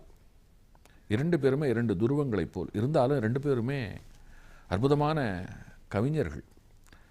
அந்த வகையில் விஜயநகர அரசர்களான ஹரிஹர புக்கர்கள் ஒரு சதஸ் நடத்துகிறார்கள். அந்த சதஸில் வேதாந்த தேசிகனும் பங்கு கொள்ள வேண்டும் என்று விரும்பி அதை வித்யாரண்யரிடம் சொல்லவும் வித்யாரண்யர் சென்று சதஸிற்கு இவரை அழைக்கிறார், வேதாந்த தேசிகனை அழைக்கிறார். நீங்கள் மன்னனுடைய சதஸில் பங்கு கொண்டு யானை மேல் பவனி வந்து அரசன் அளிக்கின்ற மரியாதையெல்லாம் ஏற்றுக்கொள்ள வேண்டும் என்று சொல்லும் பொழுது வித்யாரண்யருக்கு வேதாந்த தேசிகர் அதை மறுத்து விடுகிறார். நீங்கள் அவனுக்கு கட்டுப்பட்ட ஒரு புலவராக இருக்கிறீர்கள், இருந்து விட்டு போங்கள், அல்லது உங்களுக்கு கட்டுப்பட்ட அரசனாக அவன் இருந்து விட்டு போகட்டும். நான் எந்த நிலையிலேயும் ஒரு அரசனுக்கு கட்டுப்பட்டு நான் அவன் தருகின்ற, அவன் சதஸில் என்னை கொண்டாடி என்னை புகழ்வதை எல்லாம் கேட்கிற ஒரு நிலையிலே இல்லை. எனக்கு எந்த சதஸும் வேண்டாம் என்று நான் இறை நிமித்தம் அந்த உணர்வோடு இருக்கின்ற ஒருவன், எனக்கு எதற்கு இந்த வீண் பெருமைகள் எல்லாம் என்று சொல்லி அதை மறுத்து விடுகிறார். அதாவது அரசர்களுக்கு, அது மகான்களுக்கு எப்பேற்பட்ட அரசர்களே தேடி வந்தால் கூட அது ரெண்டாம் பட்சம்தான் என்பதற்கு இந்த சம்பவத்தையும் பெரியவர் அவர்கள் ஒரு உதாரணமாக சொல்லுகிறார். சொல்லிவிட்டு ரெண்டு பெரிய கவிஞர்களை சொன்னேன், இப்பொழுது நான் ஒரு குட்டி கவிஞனை பற்றி சொல்லப் போகிறேன். என்று ஒரு 350 ஆண்டுகளுக்கு முன்னால், அதாவது 17ஆம் நூற்றாண்டில் நடந்த ஒரு சம்பவம். அந்த சம்பவத்திற்குள்ளே அவர் நுழைகிறார். அதாவது குட்டி கவிகள் கூட நம்ம நாட்டில் வந்து பெரிய மானத்தோடு அரசர்களுக்கே வழிகாட்டுகின்றவர்களாக இருந்திருக்கிறார்கள் என்பதை ஒரு நல்ல சம்பவத்தோடு சொல்லுகிறார். இந்த குட்டி கவி யாருன்னு சொன்னால், இவருடைய பெயர் வாஞ்சியேஸ்வரன். இந்த கவிஞர் ஸ்ரீவாஞ்சியம் என்று ஒரு ஊர் இருக்கிறது. அந்த ஊரில் பிறந்த காரணத்தினாலே அவனுக்கு வாஞ்சியேஸ்வரன் என்கின்ற பெயர். அப்பொழுது தஞ்சாவூரில் மகாராஷ்டிரர்களுடைய ஆட்சி. சிவாஜியினுடைய வம்சாவளியை சார்ந்த ஷாஜி என்கின்ற அரசன் தான் அரசாட்சி செய்து கொண்டு வந்தான். இந்த ஷாஜி இருக்கிறானே, இவன் ஒரு நல்ல ரசிகன், மிகச்சிறந்த கவிதானுபவத்தை உடையவன். இந்த ஷாஜி திருவாரூர் தியாக ராச பெருமானை வியந்து இவன் வந்து நிறைய அஷ்டபதி பாடியிருக்கிறான். அஷ்டபதி பாடுவது என்பதற்கெல்லாம் நிறைய ஆற்றல் வேண்டும். இவனுக்கு ஒரு ஆசை. இவன் என்ன செய்கிறான் என்றால், வெறும் அறிஞர்களை மட்டுமே கொண்டு ஒரு ஊரை உருவாக்க வேண்டும் என்று விரும்புகிறான். இப்பொழுது ஒரு ஊர் இருக்கிறது என்று சொன்னால் எல்லா விதமான மக்களும் இருப்பார்கள். 4 விதமான மக்கள் என்று சுருக்கமாக ஒரு வார்த்தையிலே சொல்லுவோம். ஆனால் இவன் வெறும் பண்டிதர்கள் மட்டுமே, திரும்பின பக்கமெல்லாம் அறிஞர்களும் கவிஞர்களும் மட்டுமே இருக்கணும் அப்படிங்கிற நிலையில் இந்த ஷாஜி விரும்பி அதற்கென்று காவேரி கரை ஓரமாக ஒரு ஊரை ஏற்பாடு செய்கிறான். அந்த ஊர் தான் திருவிசை நல்லூர். இந்த ஊரில் அவன் மகாராஷ்டிரத்தில் இருந்தோம், குஜராத்தில் இருந்தோம், கேரளத்தில் இருந்தோம், ஆந்திராவில் இருந்தோம் பண்டிதர்களையும் மிகப்பெரிய அறிஞர்களையும் கவிஞர்களையும் வரவழைத்து குடியேற்றுகிறான். அவர்களுக்கு நிலம் கொடுக்கிறான், அவர்களுக்கு வீடு கொடுக்கிறான். கொடுத்து அவர்கள் அங்கேயே தங்கி அவர்கள் வந்து கவிதை இயற்ற வேண்டும். தங்களுடைய அனுபவங்கள் இருக்கிறதே, தங்களுடைய பாண்டித்தியத்தை அந்த மண்ணிலே அவர்கள் கொடுக்கணும். அவர்களை எல்லாம் போற்றுகிறான். அந்த அளவிற்கு அவனுக்கு வந்து பரந்த விசாலமான ஒரு மனது. இப்படிப்பட்ட அந்த ஷாஜியினுடைய காலத்திலே தான் இந்த குட்டிக்கவி வாஞ்சியேஸ்வரன் என்பவர். இந்த வாஞ்சியேஸ்வரனுடைய அப்பா வந்து மந்திரியாக இந்த ஷாஜியினிடத்தில் இருக்கிறார். இவர் என்ன செய்கிறார், இவரும் இந்த ஷாஜியும் ஒரு முறை மதுரை மீனாட்சி அம்மனை தரிசனம் செய்வதற்காக மதுரைக்கு செல்கிறார்கள். அந்த மதுரையிலே தான் ஒரு ரசமான அனுபவம் மன்னனுக்கும் சரி இந்த குட்டி கவிஞனுக்கும் காத்திருந்தது. என்ன, நாளை சிந்திப்போம்.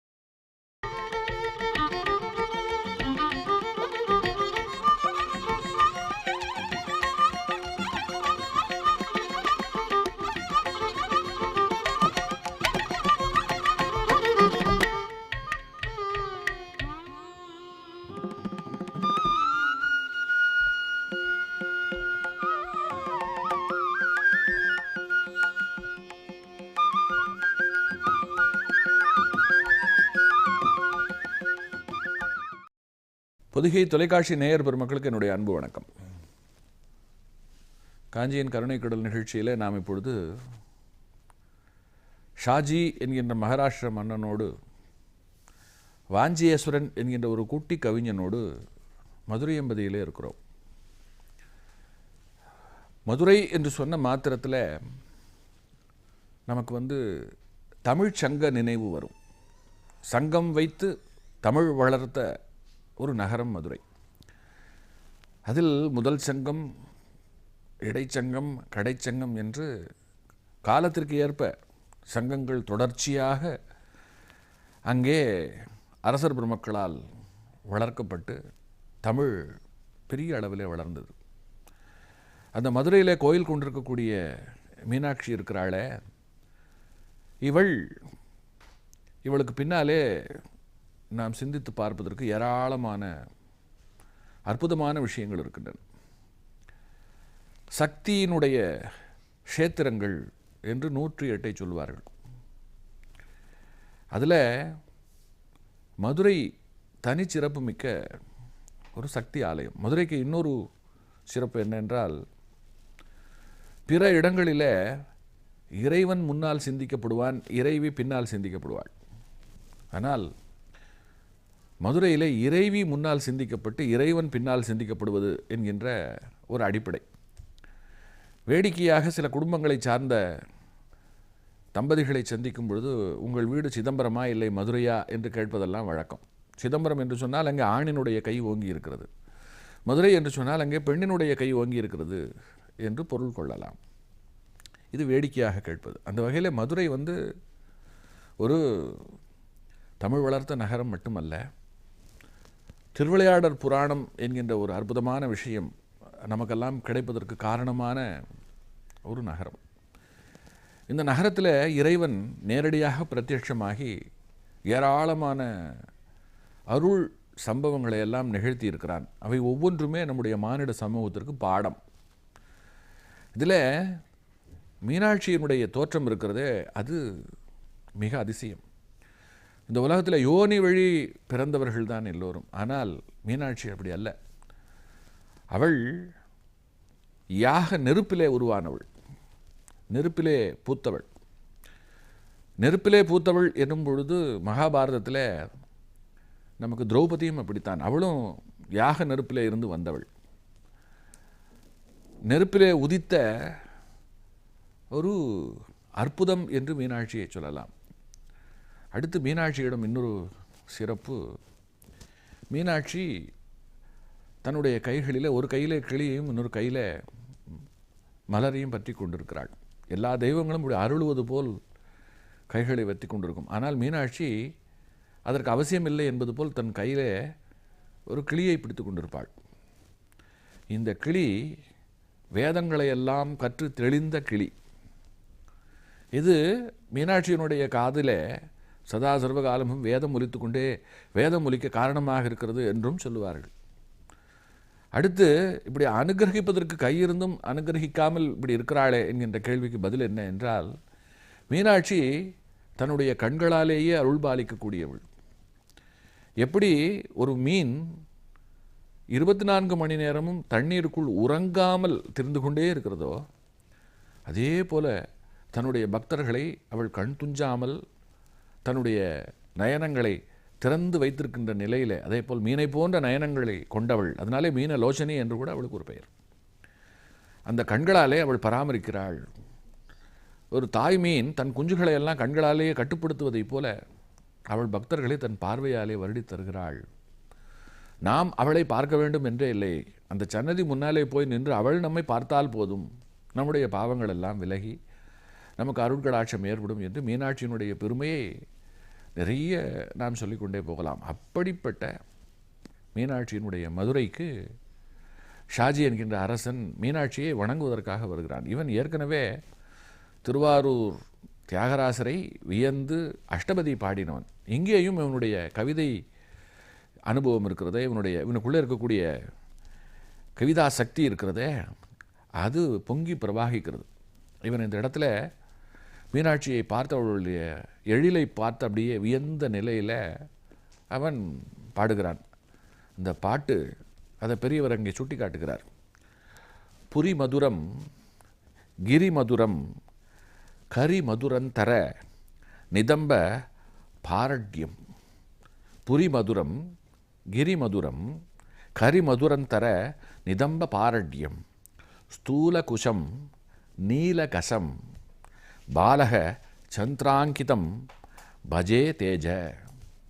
ஸ்தூல குஷம் நீலகசம் பாலக சந்திராங்கிதம் பஜே தேஜ என்று சமஸ்கிருதத்தில் ரொம்ப அழகான சந்தக்கட்டோடு சமஸ்கிருதம் தெரிந்தவர்களுக்கு ரொம்ப அழகாக புரியும், ரொம்ப வியப்பு ஏற்படும்.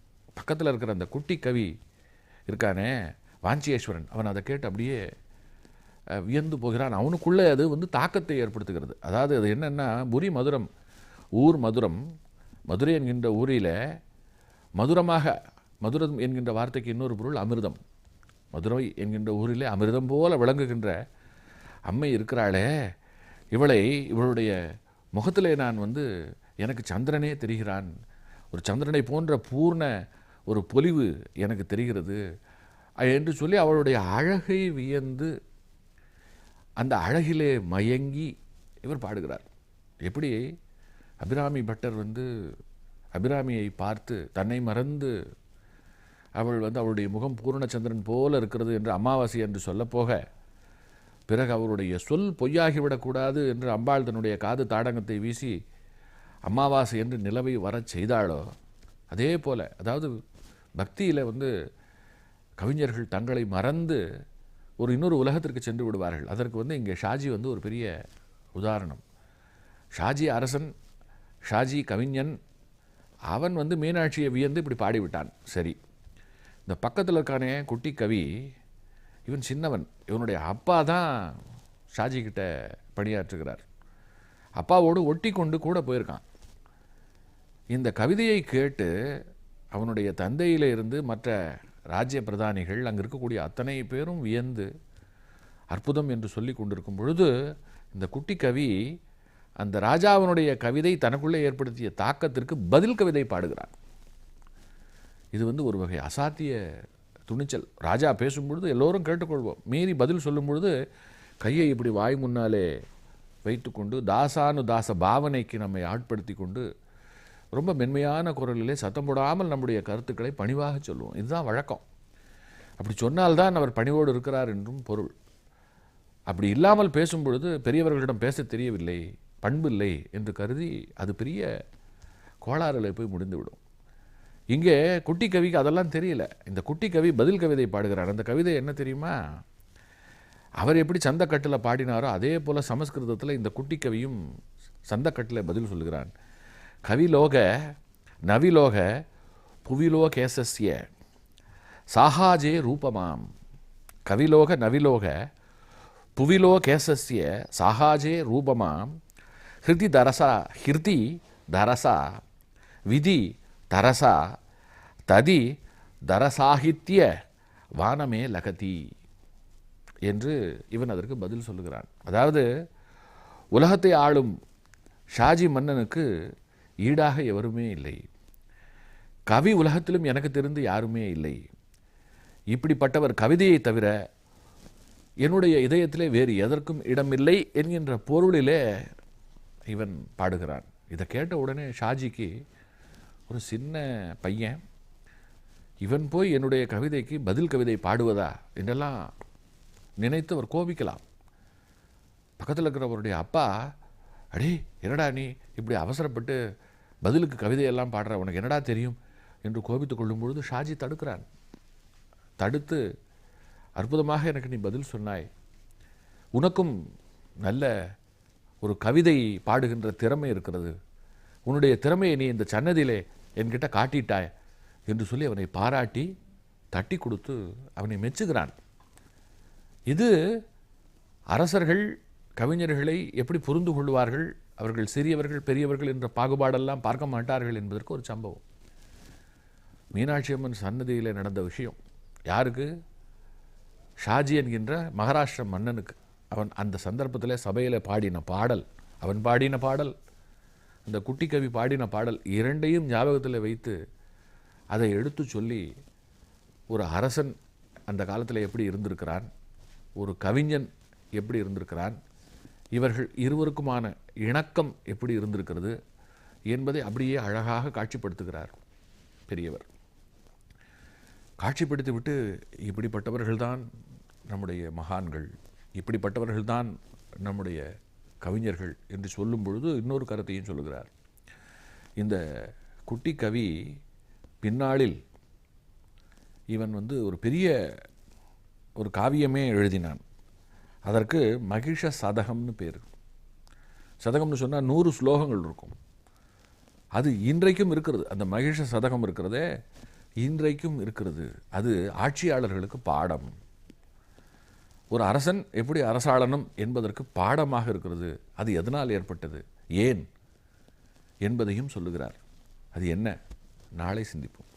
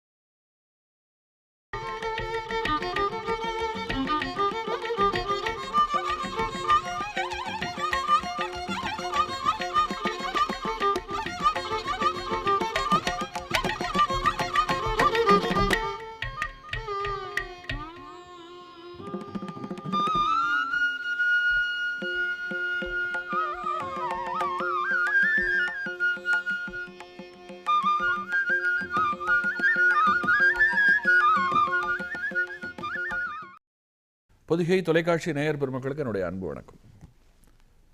காஞ்சியின் கருணை கடல் நிகழ்ச்சியில் நாம் ஷாஜி என்கின்ற மன்னனோடும் ஒரு குட்டி கவிஞனோடும் இருக்கிறோம். இந்த குட்டி கவிஞனுடைய பெயர் ஸ்ரீவாஞ்சியேஸ்வரன். இந்த கவிஞன் ஷாஜியினுடைய கவிதைக்கு பதில் கவிதை பாடுகிறான். இதனால் இவங்க ரெண்டு பேருக்கும் நடுவில் ஒரு நல்ல இணக்கம் ஏற்படுகிறது. இவன் அரசன், அந்த அரசனிடம் பணியாற்றுகின்ற ஒருவருடைய பிள்ளை தான் இந்த ஸ்ரீவாஞ்சியேஸ்வரன். இவனைத்தான் பெரியவர் குட்டி கவி என்கிறார். குட்டி கவி ஆனாலும் இவன் கொட்டிய கவிதை இருக்கிறதே, அதனுடைய சிறப்பை ஷாஜி புரிந்து கொள்கிறான், பாராட்டுகிறான், நல்ல அங்கீகாரம் தருகிறான். ஷாஜிக்கு பிறகு அவனுடைய மகன் பிரதாபசிம்மன் என்பவன் சில காலம் தஞ்சாவூரை ஆட்சி செய்கிறான். அப்படி ஆட்சி செய்யும் பொழுது இந்த குட்டி கவியும் வளர்ந்து ஒரு நல்ல இளம் பிராயத்துக்கு வந்து விட்டான். வளர்ந்தது குட்டி கவியினுடைய உடல் மாத்திரமல்ல, உள்ளமும் கூட. மேலும் மிகச்சிறந்த ஒரு கவிஞனாக இந்த குட்டி கவி வடிவம் எடுக்கிறான். இந்த நிலையில் இந்த பிரதாபசிம்மன் எல்லா வகையிலும் அப்பாவுக்கு நேர் எதிராக இருக்கிறான். பிரதாபசிம்மனுடைய அப்பாவான ஷாஜி சிவாஜியினுடைய வம்சாவளியில் வந்தவன், கவிஞர்களை போற்றியவன், கடவுளை பாடியவன், அஷ்டபதி கொடுத்தவன் இந்த சமூகத்திற்கு. ஆனால் பிரதாபசிம்மன் நேர் எதிராக இருக்கிறான். கவிஞர்களை போற்றுவது, அவர்களை கொண்டாடுவது, அவர்களுக்கு சன்மானம் அளிப்பதெல்லாம் வெட்டி செலவு. அவர்கள் உட்கார்ந்த இடத்துல தங்களுடைய கற்பனைகளை விற்று காசாக்கி கொள்ளுகிறார்கள். இதெல்லாம் அவனோட கருத்து. இதனால இந்த மாறுபட்ட எண்ணம் காரணமாக அவனுக்கு தான் நினைப்பது, தான் சொல்லுவது, தான் சிந்திப்பது தான் சரி என்கின்ற ஒரு பிடிவாதம் வேறு. இதையெல்லாம் தெரிந்து கொண்டு அவனுக்கு ஜால்ரா போடுகின்ற ஒரு கூட்டம் அவனை சுற்றி வந்து விடுகிறது. அவர்கள் அவன் செய்வதையெல்லாம் சரி என்று சொல்லி ஒரு தப்பான ஆட்சி அப்பொழுது நடக்க தொடங்குகிறது. இதனால மக்களுக்கு பெரிய அளவில் பாதிப்பு. இஷ்டத்திற்கும் வரி, விசாரணையே இல்லாமல் பலருக்கு தண்டனை தருவது, இப்படி பல சிக்கல்கள். மக்களுக்கு சில கஷ்டங்கள் வரும்பொழுது அரசன்கிட்ட சொல்லி வழி கேட்பது என்பதற்கே இடமில்லாமல் போய் அவன் மக்களை சந்திக்காத ஒரு மன்னனாக ஷாஜி இருக்கிறான். நிறைய கோவில்களுக்கு நிபந்தங்கள் கொடுத்தவர் ஷாஜி. இவனுடைய பிள்ளையான இந்த பிரதாபசிம்மன் இருக்கிறானே, இந்த நிபந்தங்களை எல்லாம் எடுத்து விட்டான். இதனால் பல கோயில்கள் அதில் விளக்கறிவது கூட ஒரு கஷ்டம் என்கின்ற நிலை. இதையெல்லாம் இந்த குட்டி கவியான வாஞ்சியேஸ்வரன் இருக்கிறானே, இவன் பார்த்து கொண்டே இருக்கிறான். இவனால் தாங்க முடியல. இவனுடைய அப்பா நாம் சிறு பிள்ளையாக இருந்து பாடின கவிதைக்கு அங்கீகாரம் தந்த மகாத்மா. ஆனால் அப்படிப்பட்ட ஒரு மகாத்மாவினுடைய பிள்ளை இப்படி தவறாக இருக்கிறான், தவறாக ஆட்சி செய்கிறானே, இவனை என்ன செய்வது என்றும் பொழுது அவனுடைய அப்பா சொல்லுகிறார், தயவு செய்து உன்னுடைய கோபத்தை, தாபத்தை அரசனிடம் காட்டி ராஜ கோபத்திற்கு ஆளாகி விடாது. உன்னை தூக்கி சிறையிலே போட்டு விட்டால் வாழ்க்கை அத்தோடு முடிந்துவிடும். அரசர்கள் எதை செய்தாலும் நாம் அதை கண்டும் காணாமல் தான் இருக்கணும். அந்த அரசன் நல்ல அரசனாக இருந்தது என்பது அன்றைக்கு. இன்றைக்கு இவன் இப்படி இருப்பது என்பதும் இதை போகிற போக்கில் ஏற்றுக்கொள்ள வேண்டும். வேறு வழி இல்லை என்றெல்லாம் அப்பா சொல்லுகிறார். ஆனால் இவனால் அப்படியெல்லாம் அதையெல்லாம் கேட்டுக்கொண்டு சுயநலமாக இருக்க முடியவில்லை. இதைத்தான் பெரியவர் அடிக்கோடிட்டு சொல்லுகிறார். நல்ல கவிஞன், சிந்தனையாளன், சமூக பார்வையோடு இருப்பான், சமூக நலனுக்கு ஏதாவது சிந்திப்பான். வெறுமை இயற்கையை பாடுவது, பணம் சம்பாதிப்பதற்காக பாடுவது, சொத்துக்கள் வாங்கி போடுவது, இதெல்லாம் கவிஞனோட வேலை கிடையாது.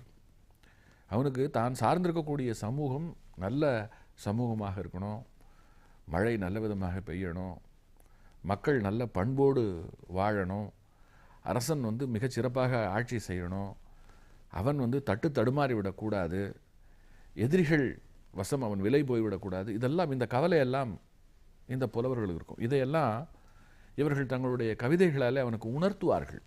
அவன் நல்லது செய்தால் அவனை போல ஒரு மிகச்சிறந்த அரசன் இல்லை என்று பாடுவார்கள். அதே அவன் தவறாக இருக்கிறான் என்று சொன்னால் அதையும் இடித்துரைக்கணும். இடித்துரைக்கிற ஒரு கடமையும் இவர்களுக்கு இருக்கிறது. இங்கே இந்த குட்டி கவியும் என்ன செய்கிறான், அவனுக்கு தன்னுடைய கருத்தை, தான் நினைப்பதை அவனுக்கு புரிய வைப்பதற்கு ஒரே வழி கவிதை தான் என்று தீர்மானித்து அவன் இந்த இடத்துல மகிஷ சதகம் அப்படின்ற பேரில் ஒரு 100 ஸ்லோகங்கள் கொண்ட ஒரு கவிதை தொகுப்பை எழுதுகிறான். தினசரி ஒரு கவிதையை எழுதி அது அந்த பிரதாபசிம்மனுடைய பார்வை இருக்கிறதே அதில் படுவதற்காக அனுப்புவான். அதில் அப்பொழுதே இதை சொல்லும் பொழுது பெரியவர் என்ன சொல்கிறார், இன்றைக்கு பத்திரிகை துறையிலே பத்திரிகைகளிலே நாட்டில் எப்படி ஆட்சி நடக்கிறது என்பதை விமர்சிக்கின்ற விதமாக கார்ட்டூன் போடுகிறார்கள். அதை கருத்து படம் என்று சொல்கிறோம். தலையங்கம் எழுதி இப்படி செய்யலாம், அப்படி செய்யலாம், இது சரி, அது தவறு என்று விமர்சிக்கிறார்கள். இதெல்லாம் இன்றைக்கு. அன்றைக்கே இந்த பணியைத்தான் வாஞ்சியேஸ்வரன் செய்தான். இதில் கருத்து படத்தில் கேலி இருக்கும், கிண்டல் இருக்கும், மறைமுகமான ஒரு குத்தல் இருக்கும். அந்த மாதிரி இங்கேயும் இவன் என்ன பண்ணுகிறான், அந்த கவிதையில் அதில் ஒரு கவிதை, அதை உதாரணம் சொல்லுகிறார். அந்த ஊரில் ஒரு வயலை ஒரு எருமை உழுது கொண்டிருக்கிறது. நாளெல்லாம் உழுத நிலையில் களைத்து போய் அது படுத்திருக்கிறது. அந்த எருமையை பார்த்து இந்த வாஞ்சியேஸ்வரன் சொல்லுவது போல், இந்த கவிஞர் சொல்லுவதை போல ஒரு வரி, அடடே எருமையே, எதற்காக நீ இந்த நிலத்திலே இத்தனை கஷ்டப்பட்டு உழைத்து களைத்து போய் படுத்திருக்கிறாய்? நீ கஷ்டப்படாமல் சுகமாக வாழ்வதற்கு ஒரு வழி இருக்கிறது. என்ன தெரியுமா? பேசாமல் நீ பிரதாப சிம்மனுடைய அரசவையிலே போய் சேர்ந்து விடு. உன்னை போன்ற எருமைகளுக்குத்தான் அவனுக்கும் எருமை என்றால் கொள்ளை பிரியம். ஏனென்றால் தலையாட்டி கொண்டே நீ இருப்பாய், அவனுக்கு உன்னையும் ரொம்ப பிடித்து விடும், நீ கஷ்டப்பட வேண்டாம் என்று ஒரு கவிதை. இப்போ இந்த கவிதையை படிக்கிற பிரதாபசிம்மனுக்கு எப்படி ஒரு கோபம் வரணும். ஆனால் இங்கே பிரதாபசிம்மன் முதல்ல அவனுக்கு சரியாக புரியலை, அதை ஒரு கவிதையாக மட்டும் பார்க்கிறான். அதற்கு பிறகு தினந்தோறும் அவனுடைய ஆட்சியினுடைய குறை, அவன் தன்னை இழந்து கிடக்கின்ற நிலை, அவனை சுற்றி இருக்கின்றவர்கள் எல்லாம் அவனை சுரண்டி பிழைக்கின்ற தன்மை, இதையெல்லாம் அவன் கவிதையில் எழுதி அனுப்ப அனுப்ப அனுப்ப அதை படித்து ஒரு கட்டத்தில் இது நமக்காக இடுத்துரைத்து சொல்லப்படுகின்ற புத்திமதி என்பதை புரிந்து கொண்டு பதிலுக்கு வாஞ்சியேஸ்வரனை கூப்பிட்டு அவனை தண்டித்து அவனை சிறையில் அடைக்காமல் புத்தி பெறுகிறான். புத்தி பெற்று நல்ல நேரத்தில் என்னுடைய கண்ணை நீ திறந்து விட்டாய் என்று சொல்லி வாஞ்சியேஸ்வரனை வாழ்த்துகிறான். சரி, இதுவரையில் ஒரு கவிஞனுடைய கடமை என்ன என்பதை சொல்லிவிட்டார். அடுத்து ஒரு முக்கியமான விஷயத்தை சொல்கிறார். வாஞ்சியேஸ்வரன் எழுதின அந்த கவிதை இருக்கிறதே, அந்த தொகுப்பு இருக்கிறதே, மகிஷ சதகம், அந்த மகிஷ சதகத்திற்கு இனிமேல் வேலை இல்லை, அதை கிழிச்சு போட்டு விட வேண்டியது தானே என்று அதை கிழித்து போடுவதற்காக வாஞ்சியேஸ்வரன் முனையும் பொழுது அதே அரசன் தடுக்கிறான். அதாவது இந்த பிரதாபசிம்மன் தடுத்து அதை கிழித்து போடாதே, அது இருக்கட்டும், அது இருந்தால்தான் என்னை போன்ற ஒரு அரசன் எப்படி ஆட்சி செய்தான், அவனை ஒரு புலவன் எப்படி எடுத்து திருத்தினான் என்பது வருங்கால சந்ததிகளுக்கு பாடமாகும். அதனால் ஒரு கவிஞன் எப்படி இருக்க வேண்டும், ஒரு அரசன் எப்படி இருக்க வேண்டும் என்று சொல்லுகின்ற ஒரு கால பொக்கிஷமாக, ஒரு கால ஞானமாக இந்த கவிதை தொகுப்பு அப்படியே இருக்கட்டும், இது அழிய வேண்டாம் என்று சொல்லி விட்டு விட்டானோம். இன்றைக்கும் தஞ்சை சரஸ்வதி மஹாலில் அது பத்திரமாக இருப்பதாக பெரியவர் அவர்கள் சொல்லும் பொழுது ஒரே ஆச்சரியம். இப்படி சொல்லிக்கொண்டே வருகின்றவர் பிரார்த்தனை என்கின்ற ஒரு விஷயத்துக்கு வருகிறார். பிரார்த்தனை என்று சொன்ன உடனே நமக்குள்ளே பலவிதமான எண்ணங்கள் தோன்றும். இன்றைக்கு கோவிலுக்கு போய் இறைவன் முன்னாலே நின்று வேண்டிக் கொள்வது என்பது ஒரு விதம், இருந்த இடத்திலேயே இருந்து கொண்டு மனசிலே பிரார்த்தனை செய்து கொள்வது என்று இன்னொரு விதம், பல நூறு பேர் ஒன்று சேர்ந்து ஒரு அரங்கத்திலே ஒன்றுபட்ட பிரார்த்தனை செய்வது என்பது இன்னொரு விதம். இப்படி இந்த பிரார்த்தனையை தொட்டு பல விஷயங்கள். பிரார்த்தனை என்பதே இறைவனை மனதிலே நினைத்து நாம் செய்வது என்பதுதான். இது பக்தியினுடைய ஒரு விளைவு. இந்த பிரார்த்தனையை சொல்லும் பொழுது அவர் சொல்லுகிறார், பிரார்த்தனை எதற்கு, ஏன் பிரார்த்தனை செய்ய வேண்டும் என்று கேட்கிறார். கேட்டுவிட்டு அவரே பதில் சொல்லுகிறார், நமக்கு நிறைய கஷ்டங்கள். இந்த உலகத்தில் கஷ்டப்பட்டுத்தான் நாம் உயிர் வாழ வேண்டியிருக்கிறது. வயிற்றுப்பாட்டின் நிமித்தம் நாம் நிறைய சிரமப்பட்டு நாம் உழைக்க வேண்டியிருக்கிறது. உழைப்புக்கேற்ற கூலி எல்லோருக்கும் கிடைக்கிறதா என்றால் இல்லை. சிலருக்கு நிறைய கிடைக்கிறது, சிலருக்கு குறைய கிடைக்கிறது, சிலருக்கு ஒன்றுமே கிடைப்பதில்லை. இந்த கூலி மட்டும்தானா பிரச்சனை? உடல் ஆரோக்கியம் ஒரு பிரச்சனை. உடல் ஆரோக்கியம் மட்டும்தானா பிரச்சனை? இருக்கின்ற இடம் பிரச்சனை. ஒரு பெரிய மழை, காற்று, புயல் என்று வந்துவிட்டால் பாதிப்பு ஏற்பட்டு அதனாலே பிரச்சனை. அக்கம் பக்கத்திலே நல்லவர்கள் இல்லாமல் போய் தப்பானவர்கள் இருந்தால் அவர்களாலே பிரச்சனை. மழை பெய்யாமல் போய் விளைச்சல் இல்லாமல் போனால் விலைவாசி உயர்வு ஏற்பட்டு அந்த உயர்வாலே நாட்டிற்கு பிரச்சனை. இப்படி நமக்கு பிரச்சனைகளுக்கு பஞ்சமே இல்லாத ஒரு சூழல். இந்த சூழலில் இந்த மனம் இருக்கிறதே, இந்த மனம் நிமிர்ந்து நிற்பதற்கு எது காரணமாக இருக்கிறது? இந்த சூழலை எதிர்த்து இந்த சூழலை வெற்றி கொள்வதற்கு என்ன செய்யணும்? அதற்கு முன்பாக ஒரு நல்ல காரியம் பிரார்த்தனை. இந்த பிரார்த்தனை என்கின்ற வார்த்தையை மிகச் சரியாக அணுகினால் நம்பிக்கை என்கின்ற பொருளை அது தரும் என்று குறிப்பிடுகிறார். நம்பிக்கையை தான் பிரார்த்தனை என்றும் சொல்லுகிறோம். பிரார்த்தனை வேறு, நம்பிக்கை வேறு கிடையாது என்று சொல்லிவிட்டு, இந்த பிரார்த்தனை இருக்கிறதே, இது சரியா என்று ஒரு கேள்வியை கேட்கிறார். இது தப்பு. நம்மை படைத்த கடவுளுக்கு எப்பொழுது நமக்கு எதை தர வேண்டும் என்று தெரியாதா? கேட்டால்தான் தருவானா? பிரார்த்தனை என்பது பிச்சை என்றும் பொருள் கொள்ளலாம். நம்பிக்கை என்று ஒரு பொருள், பிரார்த்தனை என்பதற்கு பிச்சை என்றும் ஒரு பொருள். பல பேர் இன்றைக்கு பிரார்த்திக்கிறோம் என்கின்ற பெயரிலே கடவுளிடம் பிச்சை தானே எடுக்கிறார்கள். இது சரியா என்று ஒரு கேள்வி. ஒரு பட்டிமன்றம் போல இப்பொழுது இந்த இடத்துல பிரார்த்தனை என்பது நம்பிக்கை தரவல்லதா அல்லது பிரார்த்தனை என்பது பிச்சையா என்று ஒரு பெரிய கேள்வி. இதற்கு பெரியவர்கள் மகாபாரதத்தில் கிருஷ்ண பரமாத்மா அர்ஜுனனுக்கு சொன்ன ஒரு ஸ்லோகத்தை உதாரணமாக சொல்லி மிக அற்புதமாக ஒரு விளக்கம் தருகிறார். என்ன அது? நாளை சிந்திப்போம்.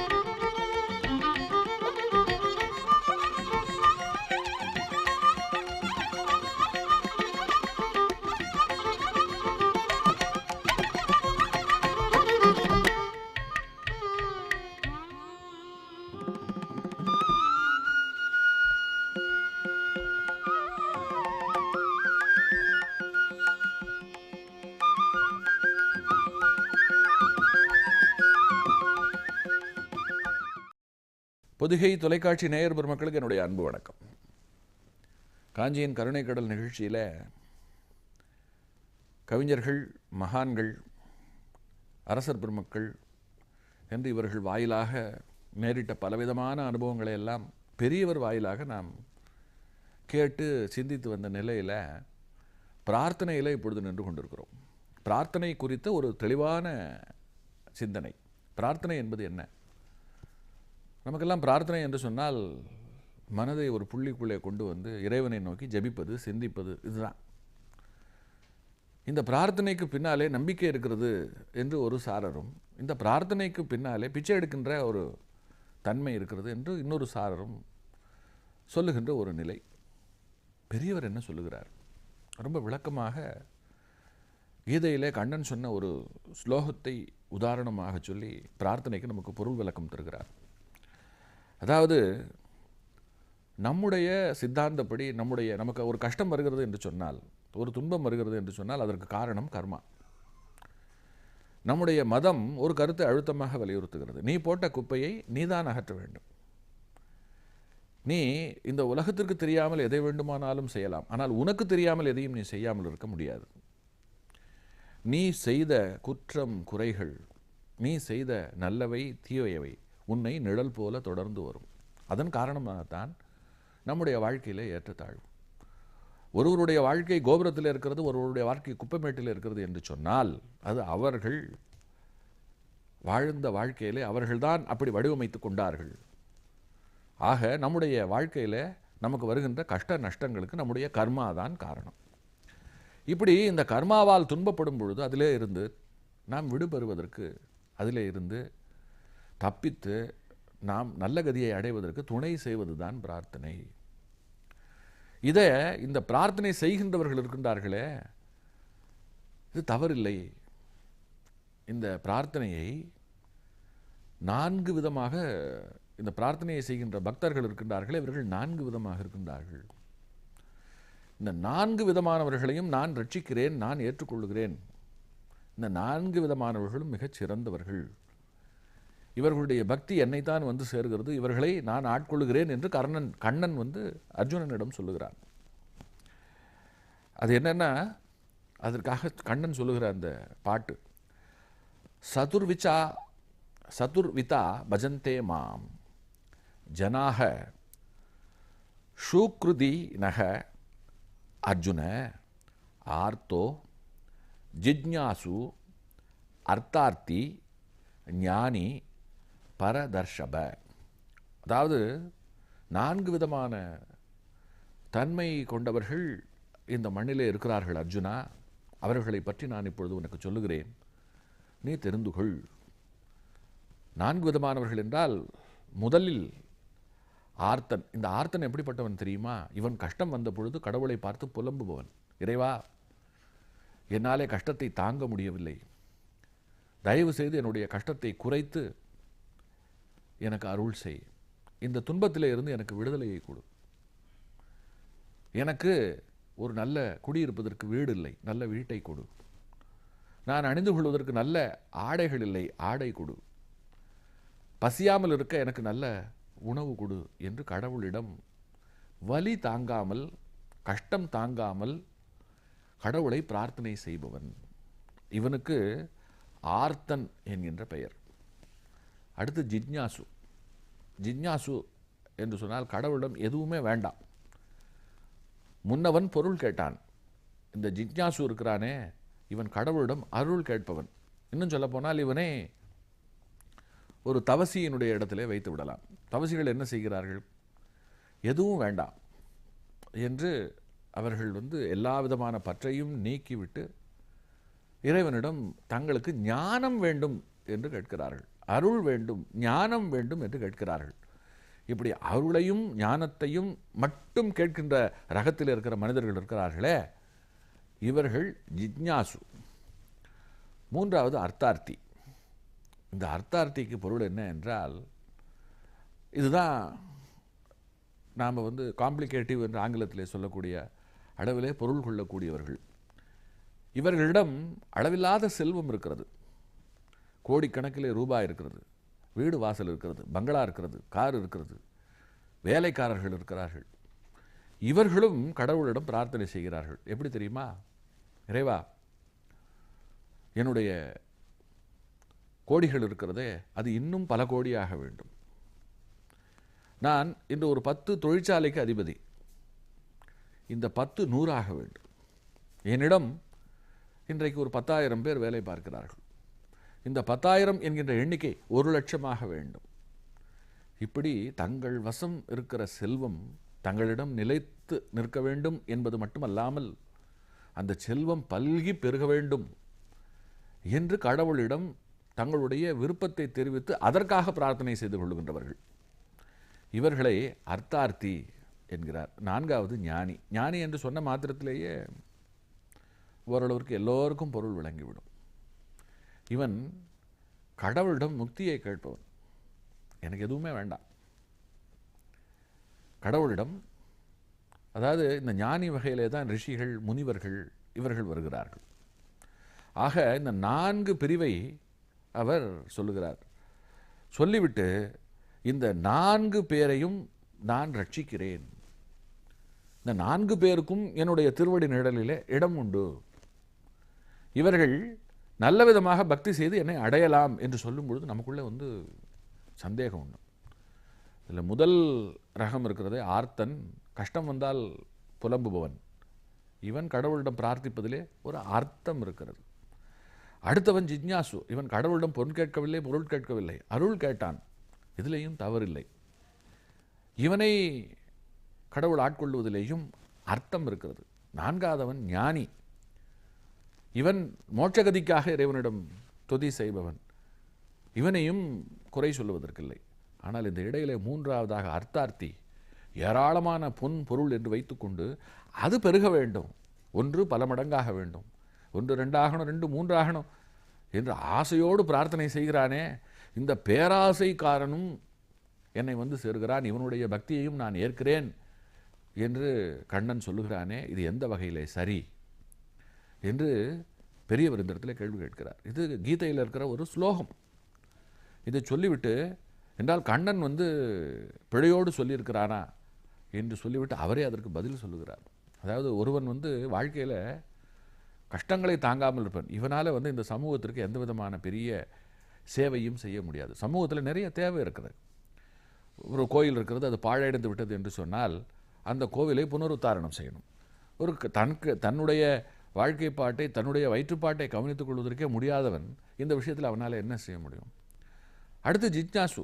இவன் அருள் கேட்கிறவன். இவன்கிட்டையும் பொருள் இல்லை. 4வதாக இருக்கிறவன் எதுவுமே வேண்டாம் என்று சொல்லிவிட்டு உலகத்தை விட்டு ஒதுங்கி விட்டவன். ஆக இந்த மாதிரி அறக்காரியங்கள், இந்த உலகத்தில் எத்தனையோ அறக்காரியங்கள், நற்காரியங்கள் இருக்கிறத, இந்த நற்காரியங்களை செய்வதற்கு பொருள் வேண்டும். அந்த பொருளை யார் தருவார்கள்? பொருள் இருப்பவன் தான் தருவான். இந்த அர்த்தார்த்திகள் இருக்கிறார்களே, இவர்கள் ஒருபுறம் செல்வம் பெருக வேண்டும் என்று பக்தி செய்தால் தவறில்லை. எப்பொழுது மறுபுறம் தாங்கள் சம்பாதித்து கொண்டிருக்கின்ற அந்த பணம் இருக்கிறது, அந்த பணத்தை நல்ல காரியங்களுக்கு செலவிடும் பொழுது, தர்ம காரியங்களுக்கு செலவிடும் பொழுது இவர்களுடைய பக்தியும் தூய்மை உடையதாக ஆகிறது. இந்த சமூகத்திற்கு இப்படிப்பட்ட ஒருவனும் தேவைப்படுகிறான் அல்லவா, அதன் காரணமாக இப்படிப்பட்ட ஒருவனும் தேவை என்கின்ற நிலையில் அதன் காரணமாக கடவுள் இவனையும் ஏற்றுக்கொண்டு இவனுக்கும் நான் அருளுகிறேன், இவனும் என்னை அடைகிறான் என்று சொல்லியிருக்கிறார் என்று சொல்லிவிட்டு, இந்த 4 பிரிவிலும் சேராத நாத்திகம் பேசுகின்றவர்கள் இருக்கின்றார்களே, இவர்கள்தான் தொடர்ந்து இந்த மண்ணிலே பிறந்து உழன்று கொண்டே இருக்கப் போகின்றவர்கள். இவர்கள்தான் என்னை அடையும் வழி தெரியாதவர்களாக, வழி தவறிவிட்டவர்களாக இந்த நாட்டிலே இருக்கிறார்கள் என்கின்ற பொருளிலே கண்ணன் அந்த ஸ்லோகத்தை சொன்னதாக, அந்த ஸ்லோகத்தை சொல்லி பெரியவர் அவர்கள் பிரார்த்தனைக்கும் அது சம்பந்தப்பட்ட பக்தி சம்பந்தப்பட்ட இந்த விஷயத்தையும் சொல்லி, இந்த 4 பேர் எப்படி செயலாற்றுகிறார்கள் என்றும் இவர் சொல்லுகிறார். இதில் பெரியவர் சொன்ன ஒரு முக்கியமான விளக்கம் அர்த்தார்த்திக்கு சொன்ன விளக்கம் இருக்கிறதே, அந்த விளக்கம் தான் நமக்கு ரொம்ப ஒரு சிறப்பான ஒன்று. இன்றைக்கு நாம் நிறைய பொருளுடையவர்களை பார்க்கும் பொழுது பொறாமைப்படுகிறோம். ஆனால் விதிப்படி அவர்கள் பொருளுடையவர்களாக இருப்பதற்கும் பொருள் இல்லாதவர்களாக இருப்பதற்கும் விதி என்கின்ற அமைப்பு பின்னாலே ஒரு காரணமாக இருக்கிறது. தொடக்கத்திலேயே சொன்னது போல கர்மா, அனைத்திற்கும் காரணம் கர்மா. இந்த கர்மாவால் தான் இப்படி இருக்கிறான். இதிலிருந்து ஒரு விஷயம் தெளிவாக தெரிகிறது. நீ எந்த வகையிலாவது பக்தி உடையவனாக இரு, பக்தி அற்றவனாக மட்டும் இருந்து விடாது. பக்தி அற்றவனாக இருப்பதைப் போல ஒரு தண்டனை, அதாவது தனக்குத்தானே தண்டனை தந்து கொள்ளுகின்ற ஒரு விஷயம் இருக்கிறது, அது வேறு இல்லை. இதை நாத்திகர்கள் மறுப்பார்கள். மறுத்தால்தான் அவர்கள் நாத்திகர்கள். இந்த மாறுபட்ட கருத்து இருக்கிறதே, இது எல்லா காலத்திலும் இருக்கிறது. நாத்திகம் என்பது இன்றைக்கு மட்டுமல்ல, ஆதிசங்கரர் காலத்திலேயே இந்த கருத்து இருந்திருக்கிறது. ஹிரண்யன் தன்னை கடவுளாக அறிவித்து கொண்ட ஒரு விதமான நாத்திகன். இப்படிப்பட்டவர்களையெல்லாம் கடந்துதான் ஆத்திகம் இருக்கிறதே, அது தழைத்து வந்திருக்கிறது. இதிலே இருந்து அதுவும், அதிலே இருந்து இதுவும் என்று தாராளமாக சொல்லலாம். இது இருந்தால்தான் என்னுடைய தன்மை புரியும் என்பதற்காக இது இருக்கிறது என்று சொன்னாலும் பிழை இல்லை. ஆனால் இந்த கிருஷ்ணன் சொன்னதாக சொல்லப்படுகின்ற அந்த 4 பிரிவை சாராத 5வது பிரிவில் இல்லாமல், இந்த 4 பிரிவுக்குள்ளே நாம் எந்த பிரிவில் இருந்தாலும் சரி, நாம் சந்தோஷப்பட்டு கொள்ளலாம். அதுதான் இதற்கு பின்னால் இருக்கிற ஒரு அற்புதமான சிறப்பு. இப்படி ஒரு கருத்துக்களை அள்ளி அள்ளி தருகின்றவராக மட்டுமல்ல, எந்த விதமான, அதாவது நாம் நினைத்தால்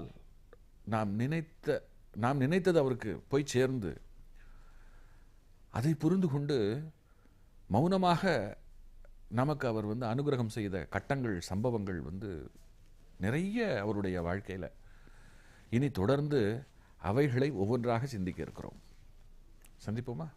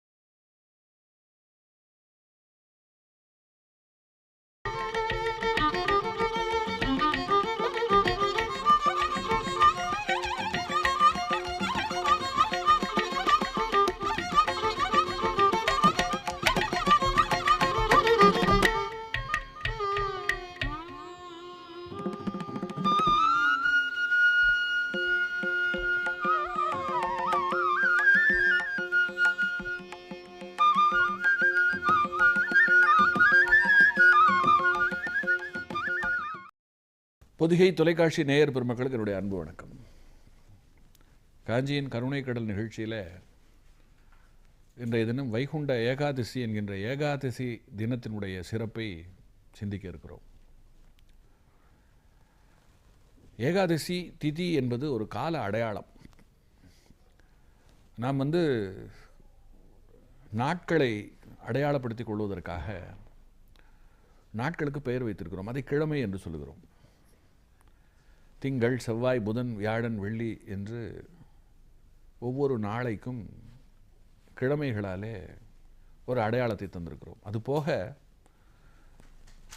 24 மணி நேரம் என்று காலத்தை அதற்கு அளித்து பகல் பொழுது 12 மணி நேரம், இரவு பொழுது 12 மணி நேரம் என்று ஆக்கி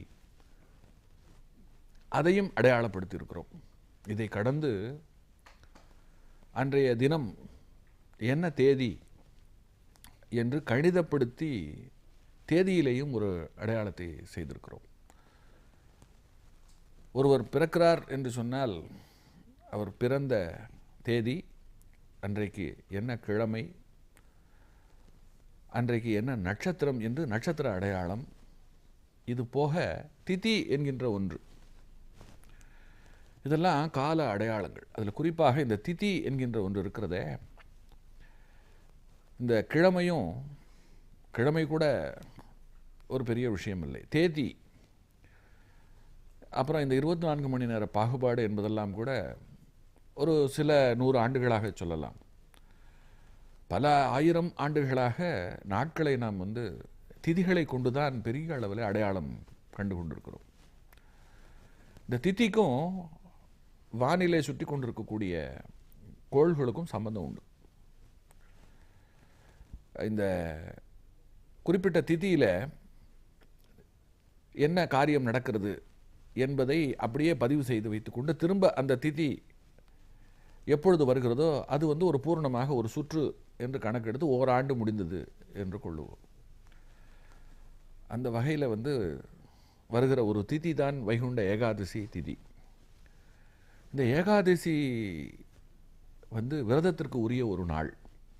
என்ற தினம் பச்சை தண்ணீர் கூட அருந்தாமல் பகல் பொழுதிலிருந்து ஒருவர் விரதம் இருந்து மறுநாள் துவாதசி என்கின்ற தினத்தில் அந்த விரதத்தை முடித்து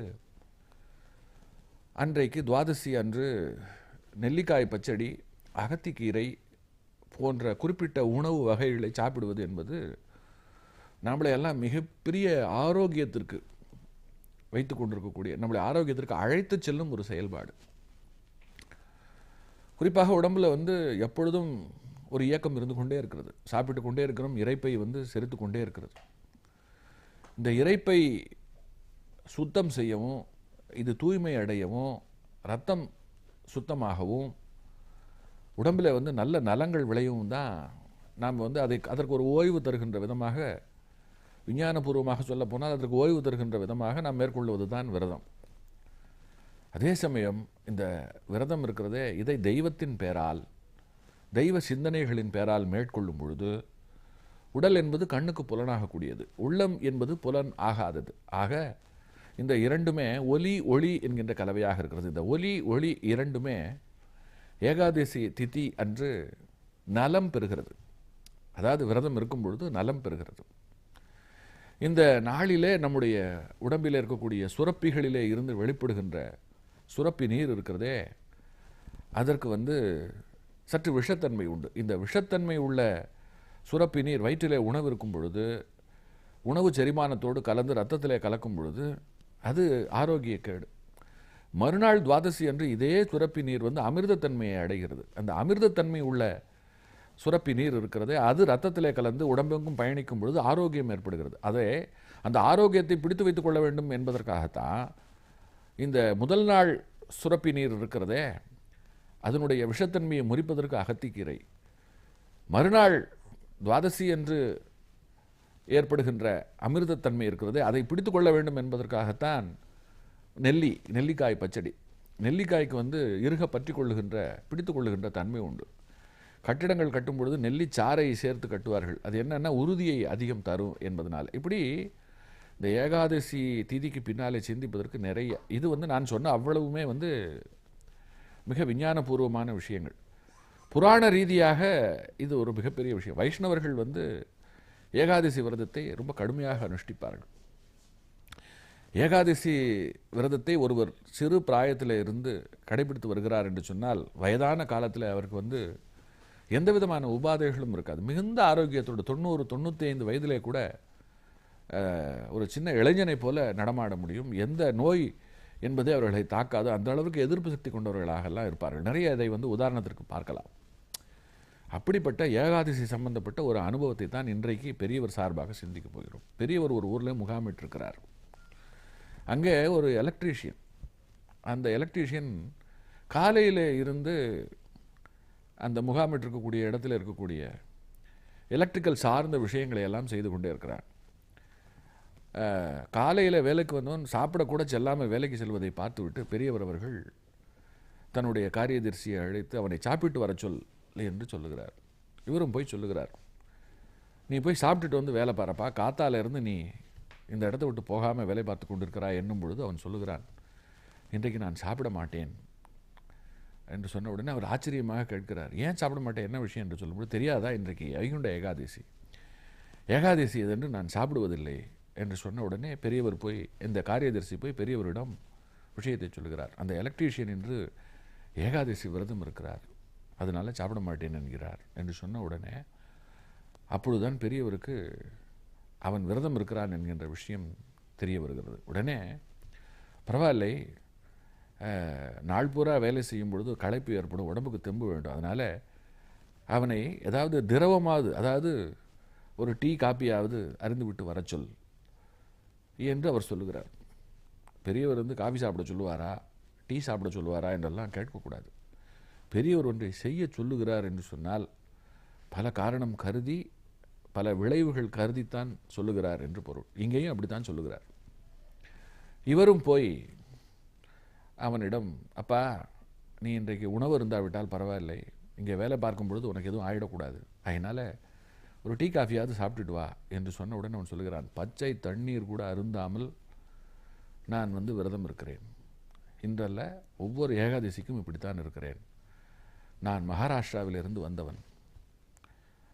எங்கள் ஊரில் ஆஷாட ஏகாதசியை அப்படி கொண்டாடுவோம். அதனால் ஏகாதசி விரதம் எங்களுக்கு வந்து ஒரு மிகப்பெரிய செல்வம். அவன் சொல்கிறான், மிகப்பெரிய செல்வம். இந்த விரதத்தின் மூலமாக நாங்கள் அன்றைக்கு ஏற்படுகிற அந்த துன்பம் இருக்கிறதே, அது எங்களுடைய கர்மங்களை எல்லாம் தொலைத்து விடுகிறது. நாங்கள் செய்த பாவங்களுக்கு அது ஈடாக எடுத்துக்கொள்ளப்பட்டு பதிலுக்கு எங்களுக்கு ஆரோக்கியம், பெருமாளுடைய அனுகிரகம், இவைகளெல்லாம் எங்களுக்கு பரிசாக வருகிறது என்று சொல்லுகிறான். ஒரு எலக்ட்ரீஷியன், அவனிடம் இருந்து கிடைத்த இந்த தகவல் இருக்கிறதே, இது பெரியவரை வந்து சேரும் பொழுது பெரியவரும் என்ன செய்கிறார், அதற்கு முன்பு வரை அவரும் உபவாசம் இருப்பவர், குறிப்பாக ஏகாதசி விரதம் இருப்பவர். அந்த ஏகாதசி விரதத்தை அவர் என்ன செய்கிறார், இன்னமும் அதாவது வைராகியமாக பின்பற்றுவது என்கின்ற ஒரு முடிவுக்கு வருகிறார். இதில் ஏகாதசி முடிந்து மறுநாள் துவாதசி என்று, துவாதசி வந்தவுடன் பாரணை என்று, துவாதசி பாரணை என்று சொல்லி நான் சொன்னது போல் அகத்திக்கீரை நெல்லிக்காய் பச்சடி சாப்பிட்டு விரதத்தை முடித்துக் கொள்வது வழக்கம். அந்த சந்தர்ப்பத்தில் வைகுண்ட ஏகாதசி சம்பந்தப்பட்ட அந்த திதி போது திருவோண நட்சத்திரமோ அல்லது வேறு விஷயங்களோ வந்தால் ஏகாதசி விரதத்தை தொடர வேண்டும் என்று விதி. பெரியவர் அவர்கள் அதை போன்ற தருணங்களிலே கூட அந்த விரதத்தை தொடர்ச்சியாக 2 நாளெல்லாம் இருந்திருக்கிறார். இந்த சம்பவத்தை சொல்லும் பொழுது விரதம் என்பது ஒரு மனிதனுடைய வாழ்க்கையில் எந்த அளவிற்கு பெரிய ஒரு பங்கு வகிக்கிறது, அவனுடைய கர்மம் தீர்வதற்கு அது எந்த அளவிற்கு காரணமாக இருக்கிறது என்பது இதில் ரொம்ப முக்கியம்.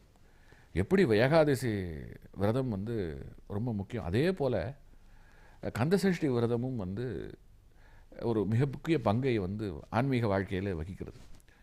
தீபாவளி கழித்து இந்த சஷ்டி விரதம் தொடங்கும். 5 நாட்கள் தொடர்ச்சியாக விரதம் இருந்து பிறகு சூரசம்ஹாரம் முடிந்த பிறகு விரதத்தை நிறைவு செய்து கொள்வார்கள். சஷ்டி விரதம் இருக்கின்றவர்களுக்கு எப்பேற்பட்ட பெரிய பாவங்கள் இருந்தாலும் தொலைந்து, குறிப்பாக பிள்ளைப்பேர் இல்லாதவர்கள் சஷ்டி விரதம் இருக்கும் பொழுது பிள்ளைப்பேருக்கு ஆளாவதும், கடனில் இருப்பவர்கள் கடனில் இருந்து விடுபடுவதும் சஷ்டி விரதத்திற்கு பின்னாலே இருக்கிற சிறப்பு என்று சொல்லுவார்கள். இந்த சஷ்டி விரதத்தின் போது சிலர் பசி தாழாமல் இருப்பதற்காக பால் பழம் சாப்பிடுவது என்பதை வழக்கமாக கொண்டிருக்கிறார். அது கூட இல்லாமல், ஏன்னா ஏகாதசி விரதமாவது ஒரு நாள், சஷ்டி விரதம் 5 நாட்களுக்கு நீடிக்கிறது. இதையெல்லாம் பெரியவர் அவர்கள் சுட்டி காட்டி, இந்த விரதம் அப்படிங்கிறது வந்து ஒரு துன்பமான ஒரு விஷயம் போல் கண்ணுக்கு தெரிந்தாலும் அது இன்பமான வரங்களை நமக்கு தருகிறது என்று சொன்னது மட்டுமல்ல, அவருடைய வாழ்க்கையிலேயும் தன்னை போல அவரை போல வருத்தி கொண்டு விரதம் இருந்தவர்களை பார்க்கவே முடியாது. ஒரு சமயம் அவர் வந்து தொடர்ச்சியாக விரதம் இருக்கிறார், சாப்பிடவே இல்லை. அவருடைய உடம்புக்கு ஏதாவது ஆயிட்டா என்ன பண்ணுறது என்கின்ற மனத்தாங்களிலே மேலாளர் ஒருவர் அவர் அருகிலே போய், நீங்கள் கட்டாயம் விரதத்தை முடித்துக்கொண்டு சாப்பிட வேண்டும், கொஞ்சமாவது சாப்பிடணும் என்று சொல்லும் பொழுது அவர் வந்து அதை மறுத்து விடுகிறார். மறுத்து விட்டு, இந்த உடம்புக்கான சக்தியை இந்த உடம்புக்குள்ளே இருக்கிறது, அது பார்த்து கொள்ளும், உண்டால்தான் என்றதெல்லாம் கிடையாது. நான் என்ன பெருசாக விறகு வெட்டி களைப்பு ஏற்படும் அளவிற்கு வேலை செய்கிறேன், அதனால் என்னை பற்றி நீ கவலைப்படாதே. விரதம் வந்து ஆத்மசக்தியை தரவல்லது, விரதம் என்பது மனோபலத்தை தரவல்லது என்று சொல்லி அவரை தவிர்த்து விட்டு விரதத்தை தொடர்கிறார். விரதம் என்கின்ற ஒரு விஷயத்தை வைத்து மட்டுமே நாம் நிறைய கருத்துக்களை தெரிந்து கொள்ளலாம். விஞ்ஞானபூர்வமாக தெரிந்து கொள்ளலாம், மெய்ஞானபூர்வமாக தெரிந்து கொள்ளலாம். இதில் என்ன முக்கியமான விஷயம்னு சொன்னால், ஒரு எலக்ட்ரீஷியன், ஒரு கூலி வேலை செய்கின்ற ஒருவன் விரதத்தில் காட்டிய அக்கறை இருக்கிறதே, அந்த அக்கறையை பெரியவர் தனக்கான ஒரு செய்தியாகவும் எடுத்துக்கொண்டு அந்த விரதத்தை தன் வாழ்க்கையில் தீவிரப்படுத்தி கொண்டார் அல்லவா, அதுதான் பெரியவர்கிட்ட இருக்கக்கூடிய மிகப்பெரிய சிறப்பு. இதுபோல் நிறைய சிறப்புகள் காத்திருக்கின்றன. தொடர்ந்து சிந்திப்போம்.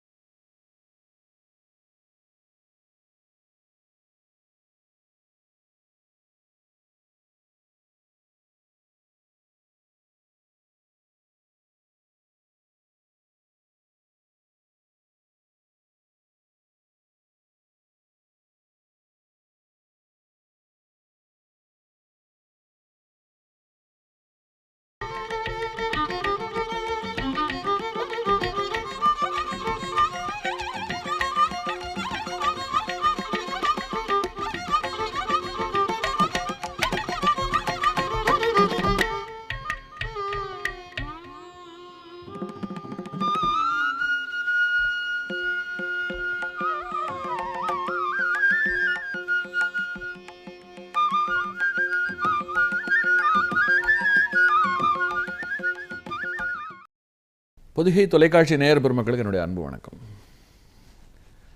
காஞ்சியின் கருணை கடல் நிகழ்ச்சியில் பல்விதமான கருத்துக்களை பெரியவர் வாயிலாக சிந்தித்து கொண்டிருக்கிறோம். இன்றைக்கு பெரியவர் செய்த அற்புதங்களை தொட்டு இன்றைக்கு சிந்திக்க இருக்கிறோம்.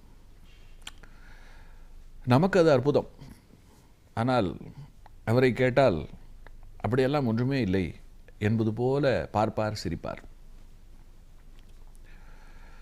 இந்த உலகத்தில் நமக்கு உற்ற துணை என்பது ஒரு தேவையாக இருக்கிறது. யாருமே துணை இல்லாமல், ஒருவருடைய சார்பு இல்லாமல் இல்லை. தனியாக ஒரு மனிதன் யாரையும் சாராமல், எவருடைய உதவியும் இல்லாமல் இந்த உலகத்தில் வாழ்ந்து நெடுங்காலம் வாழ்ந்து விட்டு முடிந்து போவது என்பது ரொம்ப ஆச்சரியத்திலும் ஆச்சரியமான விஷயம். அதற்கு அவசியமும் இல்லை. நல்ல நண்பர்களுடைய தொடர்பு, நல்ல நூல்களுடைய தொடர்பு, நல்ல சான்றோர்களுடைய தொடர்பு, இவைகளெல்லாம் நமக்கு பக்க பலம். இந்த தொடர்புகளை ஏற்படுத்திக் கொள்வதில் எந்த விதமான தவறும் இல்லை. சொல்லப்போனால் இந்த தொடர்புகளை ஏற்படுத்திக் கொள்வது என்பதுதான் புத்திசாலித்தனம். இதுதான் உண்மையான பகுத்தறிவு. மிருகங்கள் கூட தங்கள் இனத்தோடு சேர்ந்துதான் வாழுகிறது.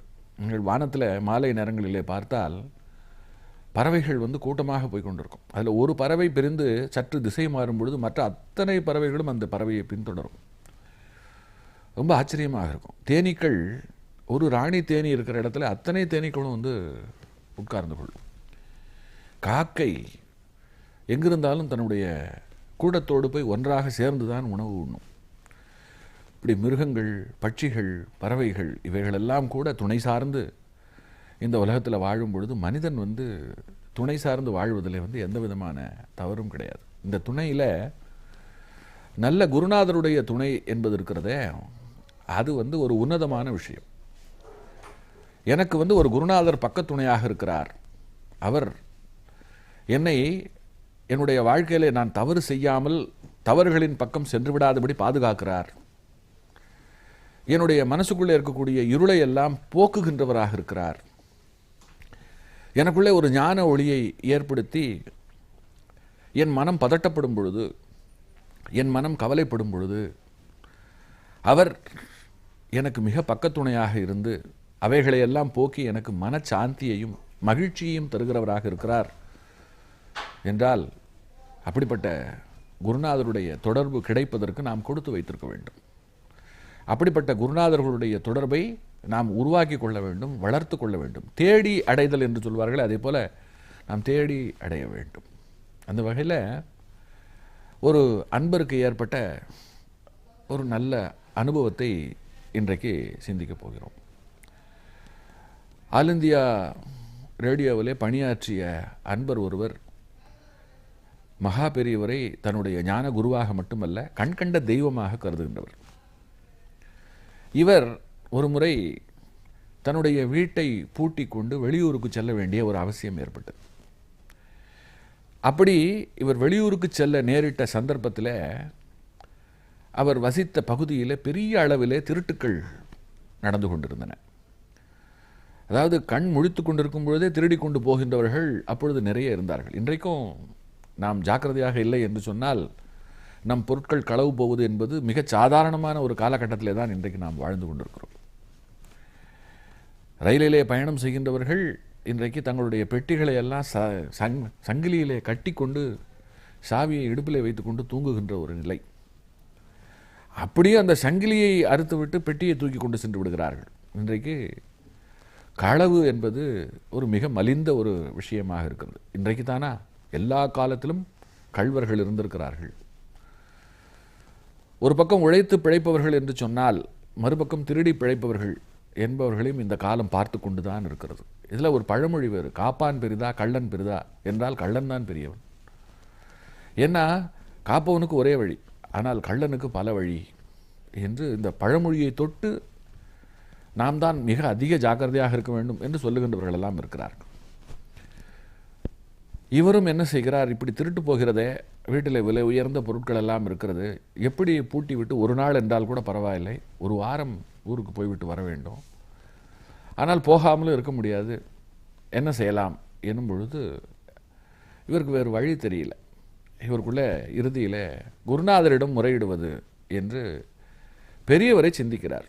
மனசுக்குள்ளே பெரியவரை தியானிக்கிறார். பெரியவர் அவர்களே, நான் ஒரு வார காலம் அவர் ஊருக்கு செல்ல வேண்டும், மிக என் வாழ்க்கையில் ரொம்ப சிரமப்பட்டு உழைத்து சம்பாதித்த காசிலே நான் சில பொருட்களை வாங்கி வைத்திருக்கிறேன், இவைகளை நான் களவு கொடுக்க தயாராக இல்லை, நான் உங்களை நம்பி இந்த பயணத்தை மேற்கொள்கிறேன், நீங்கள் என்னுடைய வீட்டிற்கு காவலாக இருக்க வேண்டும், நீங்கள் காவலாக இருந்து நான் திரும்பி வரும் வழியில் என்னுடைய பொருட்களை பாதுகாக்க வேண்டும், நீங்கள் செய்வீர்கள் என்று நான் நம்புகிறேன், எனக்கு உங்களிடம் முறையிடுவதை தவிர வேறு வழி தெரியவில்லை என்று இவர் சொல்கிறார். இந்த இடத்துல நமக்கு கேள்வி வரும், ஊரில் போலீஸ் இருக்கே, போலீஸ் ஸ்டேஷனில் போய் கம்ப்ளைண்ட் கொடுக்கலாமே, அவர்களை பார்த்துக்கொள்ள சொல்லலாமே என்றால்,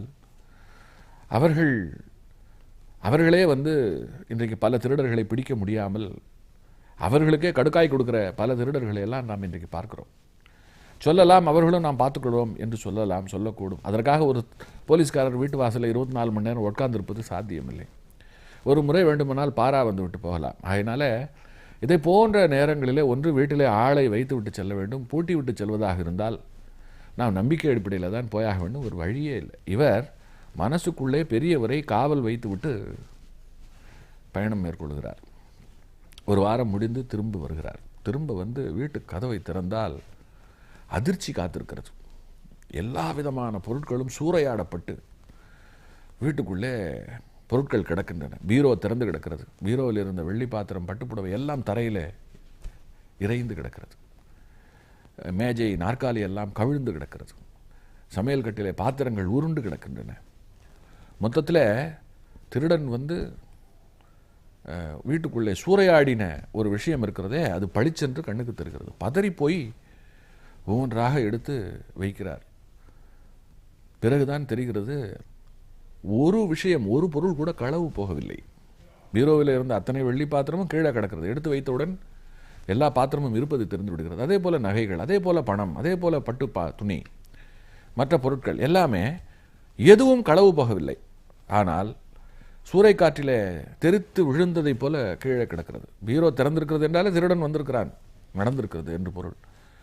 உடனே இவர் போலீஸ் கம்ப்ளைண்ட் இவர் கொடுக்குறார். இந்த மாதிரி என் வீட்டை திறந்து பார்த்தேன், எல்லாமே சூறையாடப்பட்டிருக்கிறது, உள்ளுக்குள்ளே எல்லாம் உடைக்கப்பட்டிருக்கிறது, ஆனால் பொருட்கள் எதுவும் களவு போகவில்லை, எனக்கு எப்படி என்று தெரியவில்லை என்று சொல்லுகிறார். போலீஸ்காரர்களுக்கே ரொம்ப ஆச்சரியம். எத்தனையோ திருட்டை நாங்கள் பார்த்துருக்கிறோம், இப்படி வீட்டுக்குள்ளே புகுந்து பொருட்களை கலைத்து விட்டு மட்டும் ஒரு திருடன் போவானா என்று போலீஸ்காரர்கள் ஆச்சரியப்படுகிறார்கள். இந்த நிலையில் 2 பேரை சந்தேகத்தின் பேரில் பிடித்து கொண்டு அவர்களை அடித்து விசாரிக்கும் பொழுது அவர்கள் ஒப்புக்கொள்கிறார்கள்.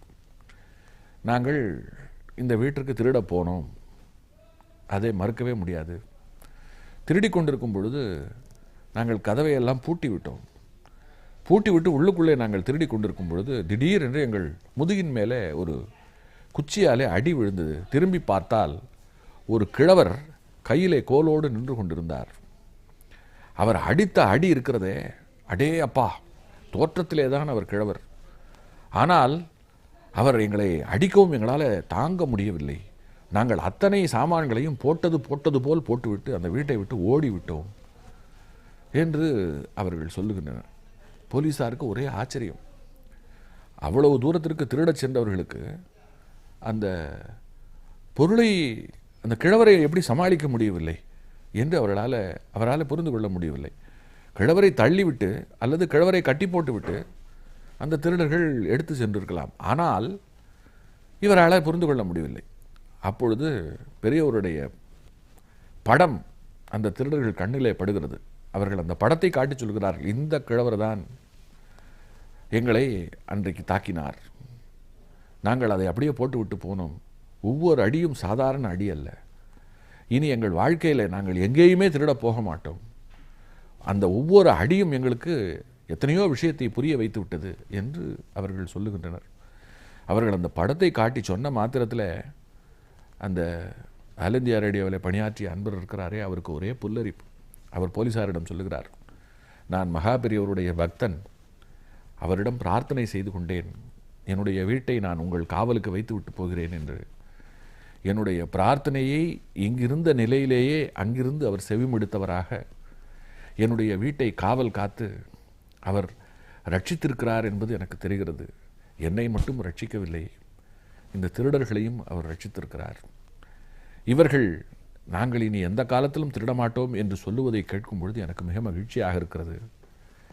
எனக்கு இதற்கு மேல் இந்த சம்பவத்தை எப்படி சொல்லுவது என்று எனக்கு தெரியவில்லை என்று கண்களிலே நீர் கசிய அவர் பெரியவரை நினைத்து கை கூப்புகிறார்.